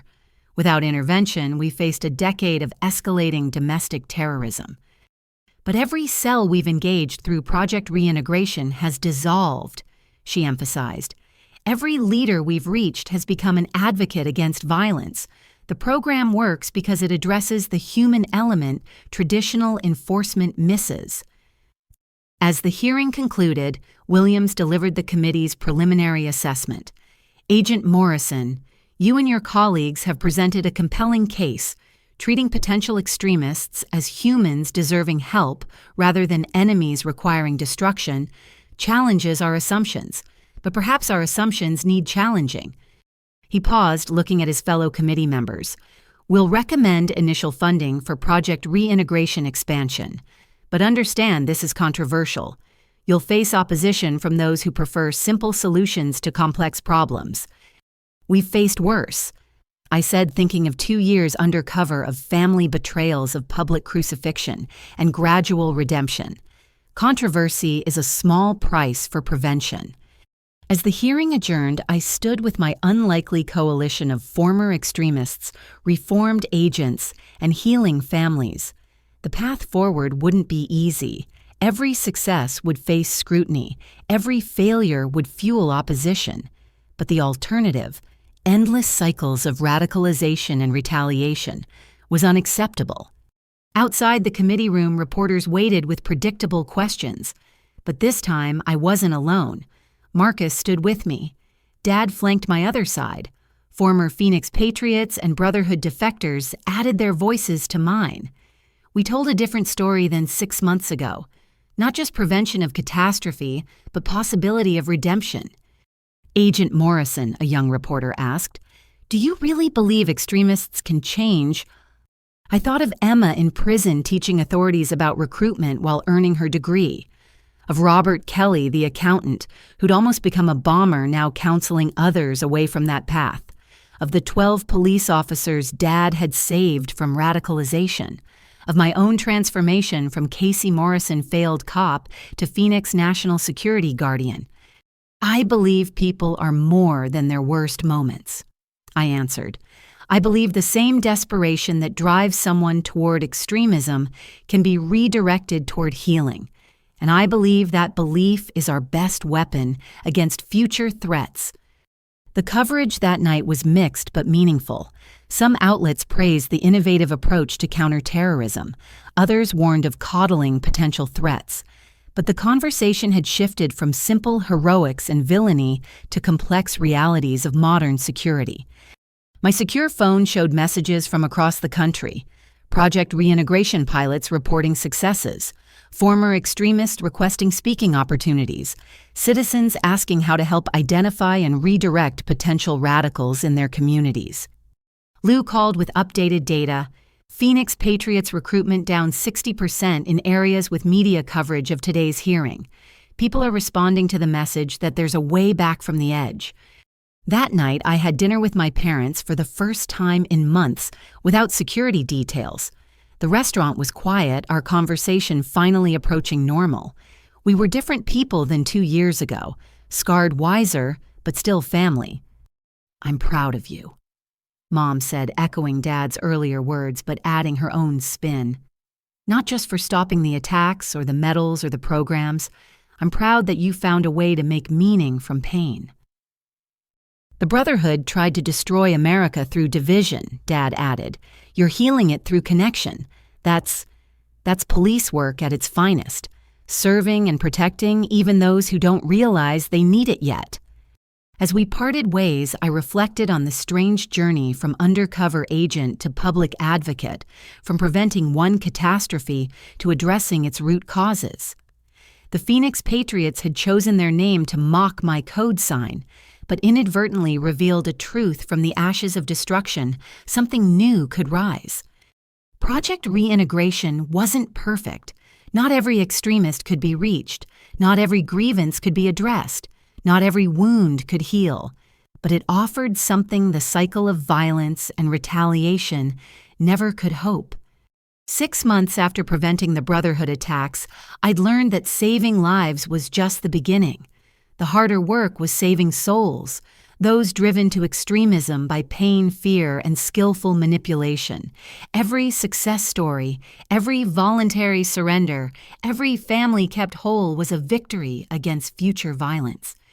The war on terror had evolved into something more complex, a battle for hearts and minds fought not with weapons, but with compassion, understanding, and the radical belief that today's enemy could become tomorrow's ally. As I returned to my apartment, my Real One security finally deeming it safe, I found a package waiting. Inside a simple note, "Thank you for showing me the way back," a former Phoenix patriot. No name, no details, just acknowledgement that someone had stepped away from darkness because we'd offered light. In the arithmetic of salvation, that single prevented radicalization might ripple outward, saving lives we'd never know about. The Brotherhood had failed in their attacks, but succeeded in teaching us a crucial lesson. The most dangerous enemies were those we created through neglect, dismissal, and failure to address legitimate grievances. By acknowledging that lesson and acting on it, we could transform their legacy from destruction to prevention. Phoenix had risen from the ashes not as the agent who'd prevented catastrophe, but as the advocate working to ensure such prevention was never again necessary. The mathematics of salvation had become an equation of redemption. Each former extremist reached multiplying into communities, protected families, preserved futures, secured. Tomorrow would bring new challenges. Extremist evolution continued, grievances multiplied, and the simple solution of force would always tempt those who preferred clarity to complexity. But tonight, I allowed myself a moment of hope. We'd proven that the cycle could be broken, that Phoenix patriots could become productive citizens, that understanding trumped suppression in preventing radicalization.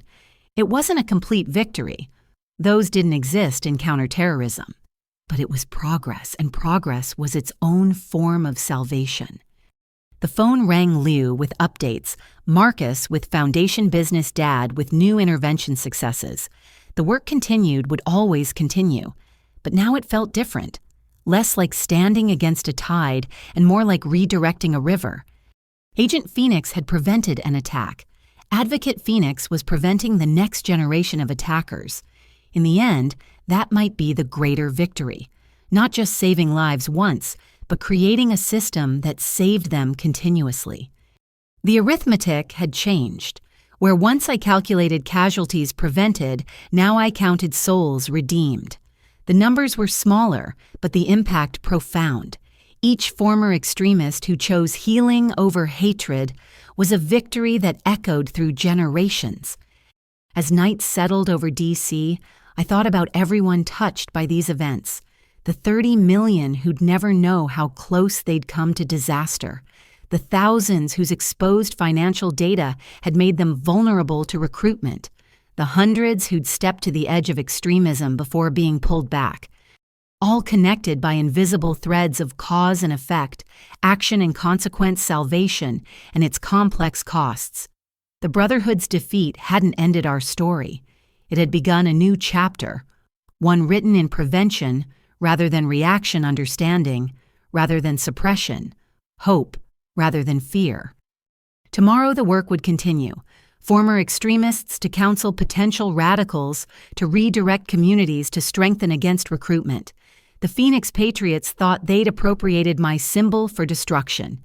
Instead, they'd reminded us that resurrection was possible, that from the ashes of extremism could rise citizens committed to preventing others from making their mistakes. In saving America from the Brotherhood, we'd learned to save Americans from themselves. That was the true Phoenix rising, Not just the agent who'd stopped an attack, but the movement that prevented future ones through compassion intervention and the radical belief that everyone deserved a chance to choose better. The mathematics of salvation had evolved from simple subtraction, lives saved minus costs incurred, to complex multiplication. Each intervention created ripples. Each success inspired others. Each former extremist who shared their story prevented unknown numbers from starting down that dark path. As I prepared for sleep, one last message arrived. From Director Thornton, congressional approval confirmed. Project Reintegration receives full funding. Your vision becomes national policy. Congratulations, Phoenix. You've saved more lives than you know. I smiled at the darkness. 2 years ago, I'd accepted an undercover assignment to prevent terrorism. Tonight, I led a movement to prevent terrorists from being created in the first place.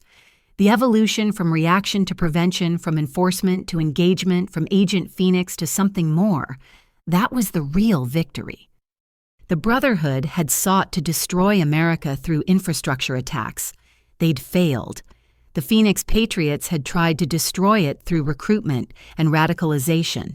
They were failing too, not through force, but through offering better alternatives to those they targeted.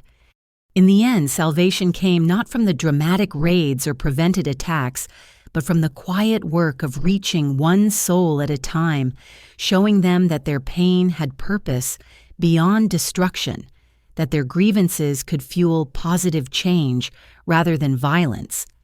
Agent Phoenix had risen, evolved, and transformed. From the ashes of deception and violence had emerged truth and healing. The mathematics of salvation continued their complex calculations, but now the equation included redemption. And redemption multiplied across a nation of wounded souls might just save us all. The White House Rose Garden was bathed in perfect October sunlight as I stood with 47 other recipients of the Medal of Valor. 6 months had passed since Project Reintegration became national policy, a year since the Brotherhood attacks that changed everything. The journey from undercover agent to public advocate had led here to the nation's highest recognition for civilian law enforcement. But I barely noticed the cameras, the dignitaries, or even the president approaching with the medal. My attention was fixed on the audience section where my family sat in the front row. Mom, tears streaming down her face, but smiling broadly. Marcus, his business rebuilt and reputation restored, holding the hand of his new girlfriend, someone who knew his full story and chose him anyway. And Dad, in his dress uniform despite retirement, looking at me with pride that still felt surreal after years of disappointment. Special Agent Casey Morrison. The president began his voice carrying across the garden. For exceptional valor in preventing the largest domestic terrorist attack in our nation's history, for innovative approaches to counter-extremism that have saved countless lives, and for personal sacrifice in service to your country, I present you with the Medal of Valor. As the medal settled around my neck, its weight felt lighter than the burdens I'd carried. The applause washed over me, but I heard individual voices within it, Chen clapping for his fellow Agent Park, whistling despite protocol, Thompson cheering the mentor who'd guided him through fire. Agent Morrison has redefined what it means to protect and serve, the president continued. Her evolution from preventing an attack to preventing attackers represents the best of American innovation and compassion. Project Reintegration has reached over 12,000 at-risk individuals, preventing an estimated 47 attacks through intervention rather than enforcement. She proved that our greatest strength against extremism isn't our weapons, but our humanity. After the ceremony, the reception buzzed with an energy different from 6 months ago. Where once there had been division and suspicion, now there was cautious hope. Former Phoenix Patriots who'd gone through reintegration mingled with federal agents. Brotherhood family members advocating for peace spoke with attack survivors. The painful past hadn't been forgotten, but it was being transformed into a purposeful future. Phoenix, Director Thornton approached with someone I hadn't expected to see. There's someone who wanted to thank you personally. Sophie Emma's daughter, now 7 years old, stood holding her grandmother's hand. The last time I'd seen her, she'd been a terrified hostage. Now she looked healthy, adjusted, even happy, despite her mother's imprisonment. "Aunt Casey," she said shyly, "Mommy wanted me to give you this." She handed me a hand-drawn card. Inside, Emma's careful printing, "Thank you for showing me that redemption was possible even from behind bars. My testimony has helped prevent 17 recruitments. I'll never undo my wrongs, but maybe I can prevent others. Sophie is proud that Mommy is helping people now. That's because of you. E." I knelt to Sophie's level. "Your mom is very brave to help others learn from her mistakes. And you're brave, too, for being so strong through all of this. Grammy says being brave means doing good even when bad things happened," Sophie replied. "Like you did, like Mommy is trying to do now." As they walked away, I reflected on the strange paths of redemption. Emma would serve her full sentence. Justice demanded that, but she'd become one of our most effective counter-recruitment voices. Her story of desperation leading to terrible choices resonated with those walking similar edges. "Quite a journey from security guard to national hero," a familiar voice said behind me. I turned to find Robert Kelly, the former Phoenix Patriot accountant who'd almost bombed an FBI office. Now he wore a Project Reintegration badge, having become one of our most successful intervention counselors. "Quite a journey from accountant to almost bomber to counselor," I replied. "How many this month?" 14 interventions, 12 successful redirects, he reported proudly, including 3 who were days away from action. Showed them my story, connected them with resources, gave them alternatives to violence. One starting community college next month. Another reconciled with his family. The third is volunteering with financial literacy programs, turning his breach trauma into helping others avoid financial vulnerability. These were the victories that mattered now, not the dramatic raids or prevented attacks, but the quiet redemptions playing out across America. Each former extremist who chose healing created ripples of prevention we were only beginning to understand. Agent Morrison. A young woman approached nervously. "I'm Sarah Walsh, reporter with the Washington Post. I've been covering Project Reintegration for 6 months. Could I ask you a few questions?" I recognized her byline. She'd written some of the most balanced coverage of our work, avoiding both blind praise and cynical dismissal. "Of course." "When you were undercover, did you imagine it would lead to this? From preventing one attack to transforming how we approach extremism?" "I imagined survival," I answered honestly. "Getting through each day without blowing cover, gathering intelligence, hoping we'd stop the attack. I never imagined the aftermath would become more important than the operation itself."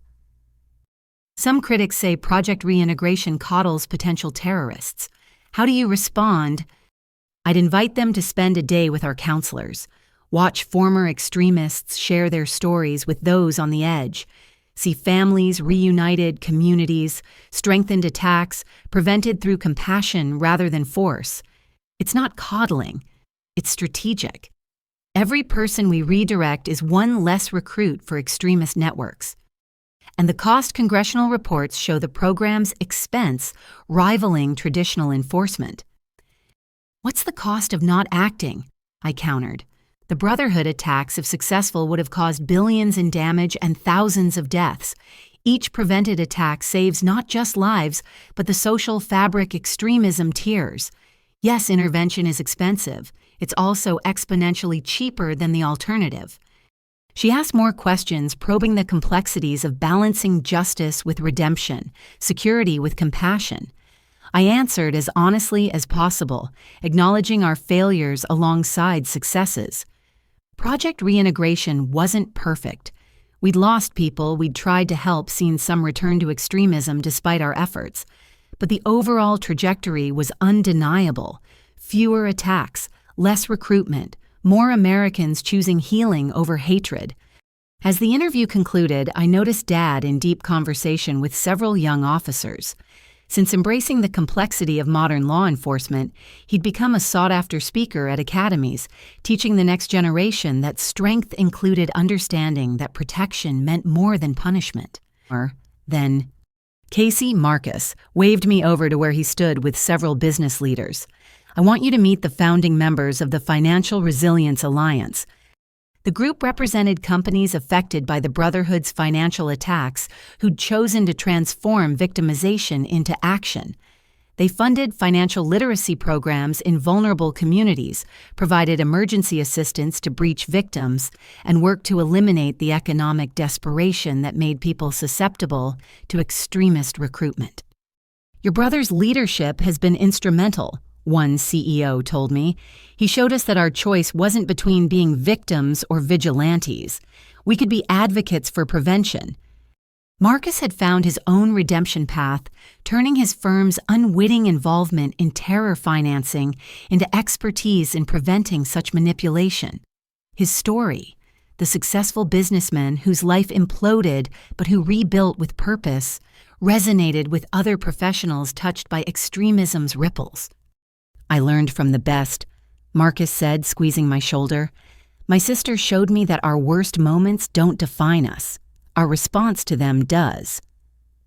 The afternoon wound down with countless similar conversations. Each person present had been touched by the events of a year ago, as victim, perpetrator, preventer, or family. But instead of letting those touches become permanent wounds, most had chosen transformation. Lou pulled me aside with statistics that validated what we were seeing anecdotally. Domestic extremism down 42% nationally, recruitment rates at historical lows. And here's the amazing part: voluntary surrenders up 300%. People are turning themselves in because they know they'll find help, not just handcuffs. "What about the holdouts?" I asked. "The Phoenix Patriots who won't engage?" "Shrinking but hardening," she admitted. "Maybe 800 nationwide who've rejected intervention. They're more dangerous because they're more desperate, but they're also increasingly isolated. Even other extremists are choosing reintegration over resistance." It was the best we could hope for. Not perfection, but progress. There would always be those who chose violence over healing, who preferred simple hatred to complex understanding. But they were becoming the exception rather than the rule. As the reception ended, my secure phone buzzed with a message that made me smile. From Thompson, now leading his own intervention team. "Just prevented attack number 50. Kid reminded me of myself before you showed me the way. Paying it forward, Phoenix. Thank you." 50 attacks prevented by one agent I'd mentored. Multiply that by hundreds of intervention specialists nationwide, and the mathematics of salvation became staggering. We weren't just stopping violence. We were transforming the entire ecosystem that created it. "Ready to go?" Mom appeared at my elbow. "Your father's taking us all to dinner. Somewhere fancy to celebrate his daughter, the national hero." "I'm not a hero, Mom. I'm just someone who saved 30 million lives, prevented dozens more attacks, and transformed how America handles extremism." She smiled. "Sweetheart, if that's not heroism, I don't know what is." The family dinner was at Dad's favorite steakhouse, the same place he'd once brought fellow officers to celebrate big cases. Now he brought his family to celebrate something bigger, the evolution from enforcement to engagement, from reaction to prevention. A toast. Dad raised his glass. To Casey, who taught an old cop that the thin blue line isn't about separation but connection. To Marcus, who proved that victimization can become advocacy. To all of us for learning that families can survive anything if they choose understanding over assumption. To the future, Marcus added, where preventing extremism matters more than punishing it, where people like Emma get second chances to do good, where security means helping people before they need stopping. We clinked glasses, a family transformed by trauma into something stronger. The scars remained. They always would. Dad still grieved Tommy's betrayal and death. Marcus still dealt with business complications from the money laundering. I still carried the weight of lives ended and lies told. But scar tissue we'd learned was stronger than unmarked skin. "So what's next?" Mom asked. "The ceremony's over, project reintegration is established. What does Agent Phoenix do now?" I'd been wrestling with that question myself. The undercover work was impossible now, my face too known. Traditional enforcement felt limited after experiencing intervention's power, but Director Thornton had made an offer that intrigued me. The FBI's creating a new position I shared. Director of Extremism, Prevention, and Reintegration, overseeing all programs nationally developing new approaches, training the next generation. They want me to lead it. Bureau leadership. Dad's eyes widened. "Casey, that's executive level. You'd be one of the youngest in FBI history." "I haven't decided yet," I admitted. "It means leaving field work completely, becoming a bureaucrat fighting for funding and dealing with politics. But it also means shaping how America handles extremism for decades to come." "You'll take it," Marcus said confidently, "because you've never backed down from hard, necessary work. Because someone needs to ensure Project Reintegration survives changing administrations and shifting priorities. Because you're not just Phoenix anymore. You're the architect of how we rise from extremism's ashes." He was right, of course. The decision had already been made in my heart. Fieldwork had been my identity for years, but preventing the need for fieldwork had become my calling. Leading that effort nationally, despite the bureaucratic headaches, was the natural evolution. That night, I stood on my apartment's balcony looking out over DC's lights. Somewhere in those lights were former extremists rebuilding their lives, potential recruits choosing different paths, families staying whole because someone intervened before ideology fractured them. My phone showed dozens of messages. Congratulations on the medal updates from intervention teams' requests for guidance. The work never stopped, but its nature had transformed. Where once I'd hunted threats, now I prevented them from emerging.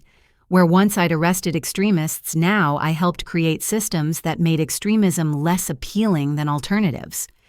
A final message arrived, this one from an unknown number. "Agent Morrison, you don't know me, but you saved my life. Not from a bomb or attack, but from becoming someone who would plant them. Your story, your evolution, your belief that people could choose better. It reached me when I was close to the edge. Today I'm starting graduate school in conflict resolution. I wanted you to know that Phoenix rises not just as one agent, but in everyone you've inspired to choose light over darkness. Thank you." No signature, but none needed. They were legion now. The saved who became savers, the redirected who redirected others. The Phoenix metaphor had transcended its original meaning. We all rose from ashes of various kinds: trauma, extremism, deception, failure. What mattered was how we rose and who we lifted with us. I went inside and called Director Thornton. "I'll take the position." "I knew you would," she said warmly. "Congratulations, Director Morrison.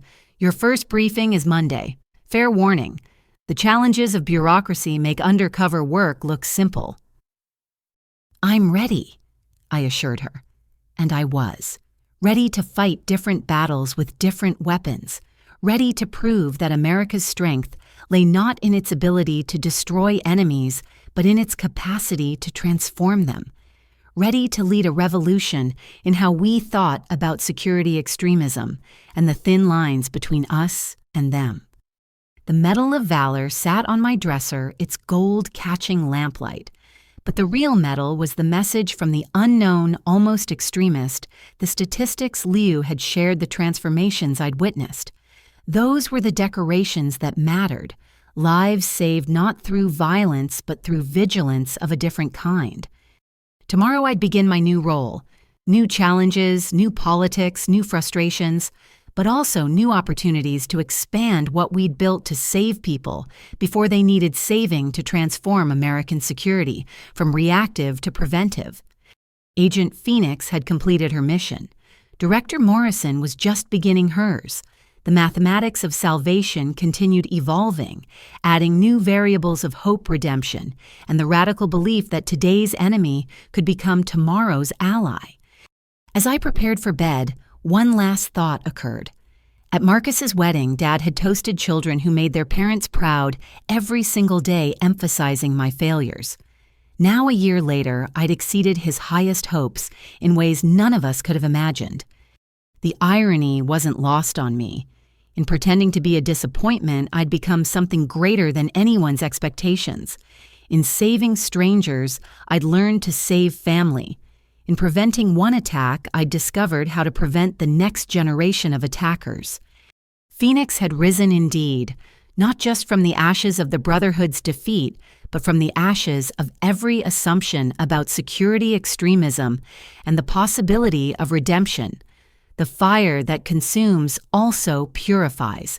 The ending that destroys also creates space for new beginnings. Tomorrow, those new beginnings would continue. More interventions, more preventions, more proof that America's greatest strength was its capacity for reinvention. I'd been reinvented myself, from Casey the failure to Phoenix the agent to Morrison the director. If I could transform, anyone could. That was the ultimate triumph. Not the medal or the ceremony or the recognition. It was the knowledge that transformation was possible, that cycles could be broken, that from the ashes of our worst moments could rise our best selves. The Brotherhood had tried to destroy America through infrastructure attacks. They'd failed.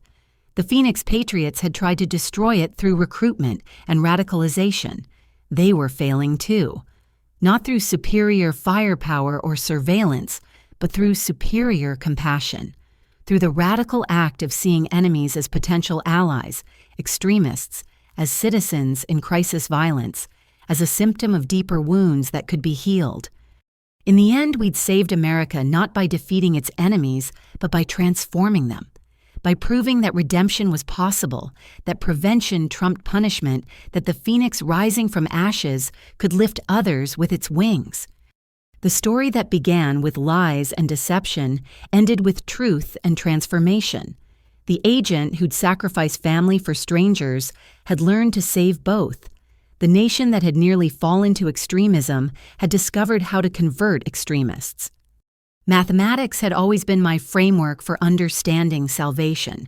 Lives saved, costs, calculated outcomes, measured. But the final equation was simpler than I'd imagined. Every person reached multiplied into communities protected. Every intervention created ripples of prevention. Every former extremist who chose healing inspired others to do the same. The math worked because it was human. Not cold calculation, but warm connection. Not abstract numbers, but real lives. Not theoretical prevention, but practical redemption. Phoenix had risen. America had risen. From the ashes of near catastrophe had emerged a new understanding of security, a new approach to extremism, a new hope for breaking cycles that had seemed eternal. Tomorrow the work would continue.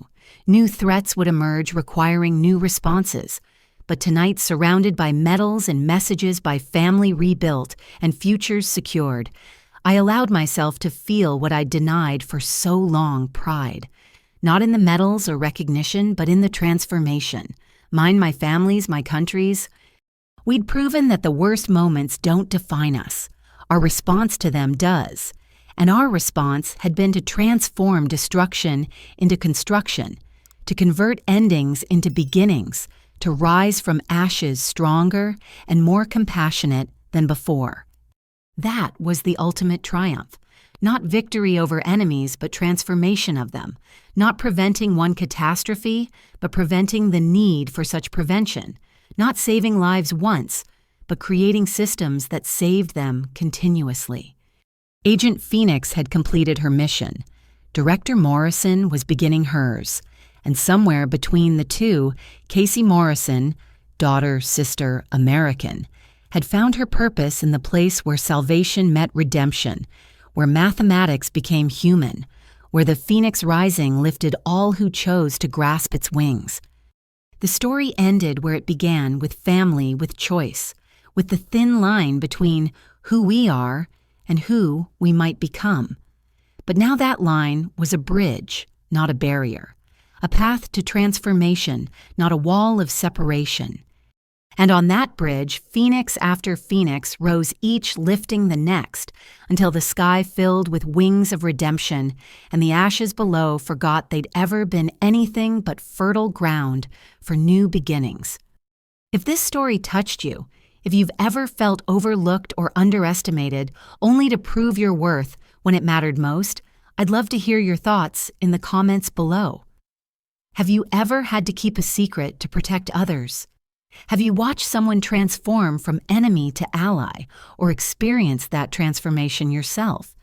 Share your own stories of redemption, of family reconciliation, of choosing difficult paths for greater good. Let's discuss how we can all be phoenixes in our own ways, rising from whatever ashes life has given us. If you found value in Casey's journey from perceived failure to recognized hero, please like this story and share it with others who might need reminding that our worst moments don't define us. Our response to them does.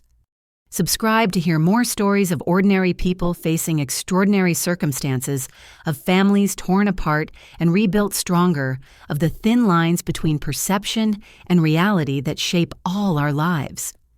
Thank you for joining me on this journey through deception, salvation, and redemption.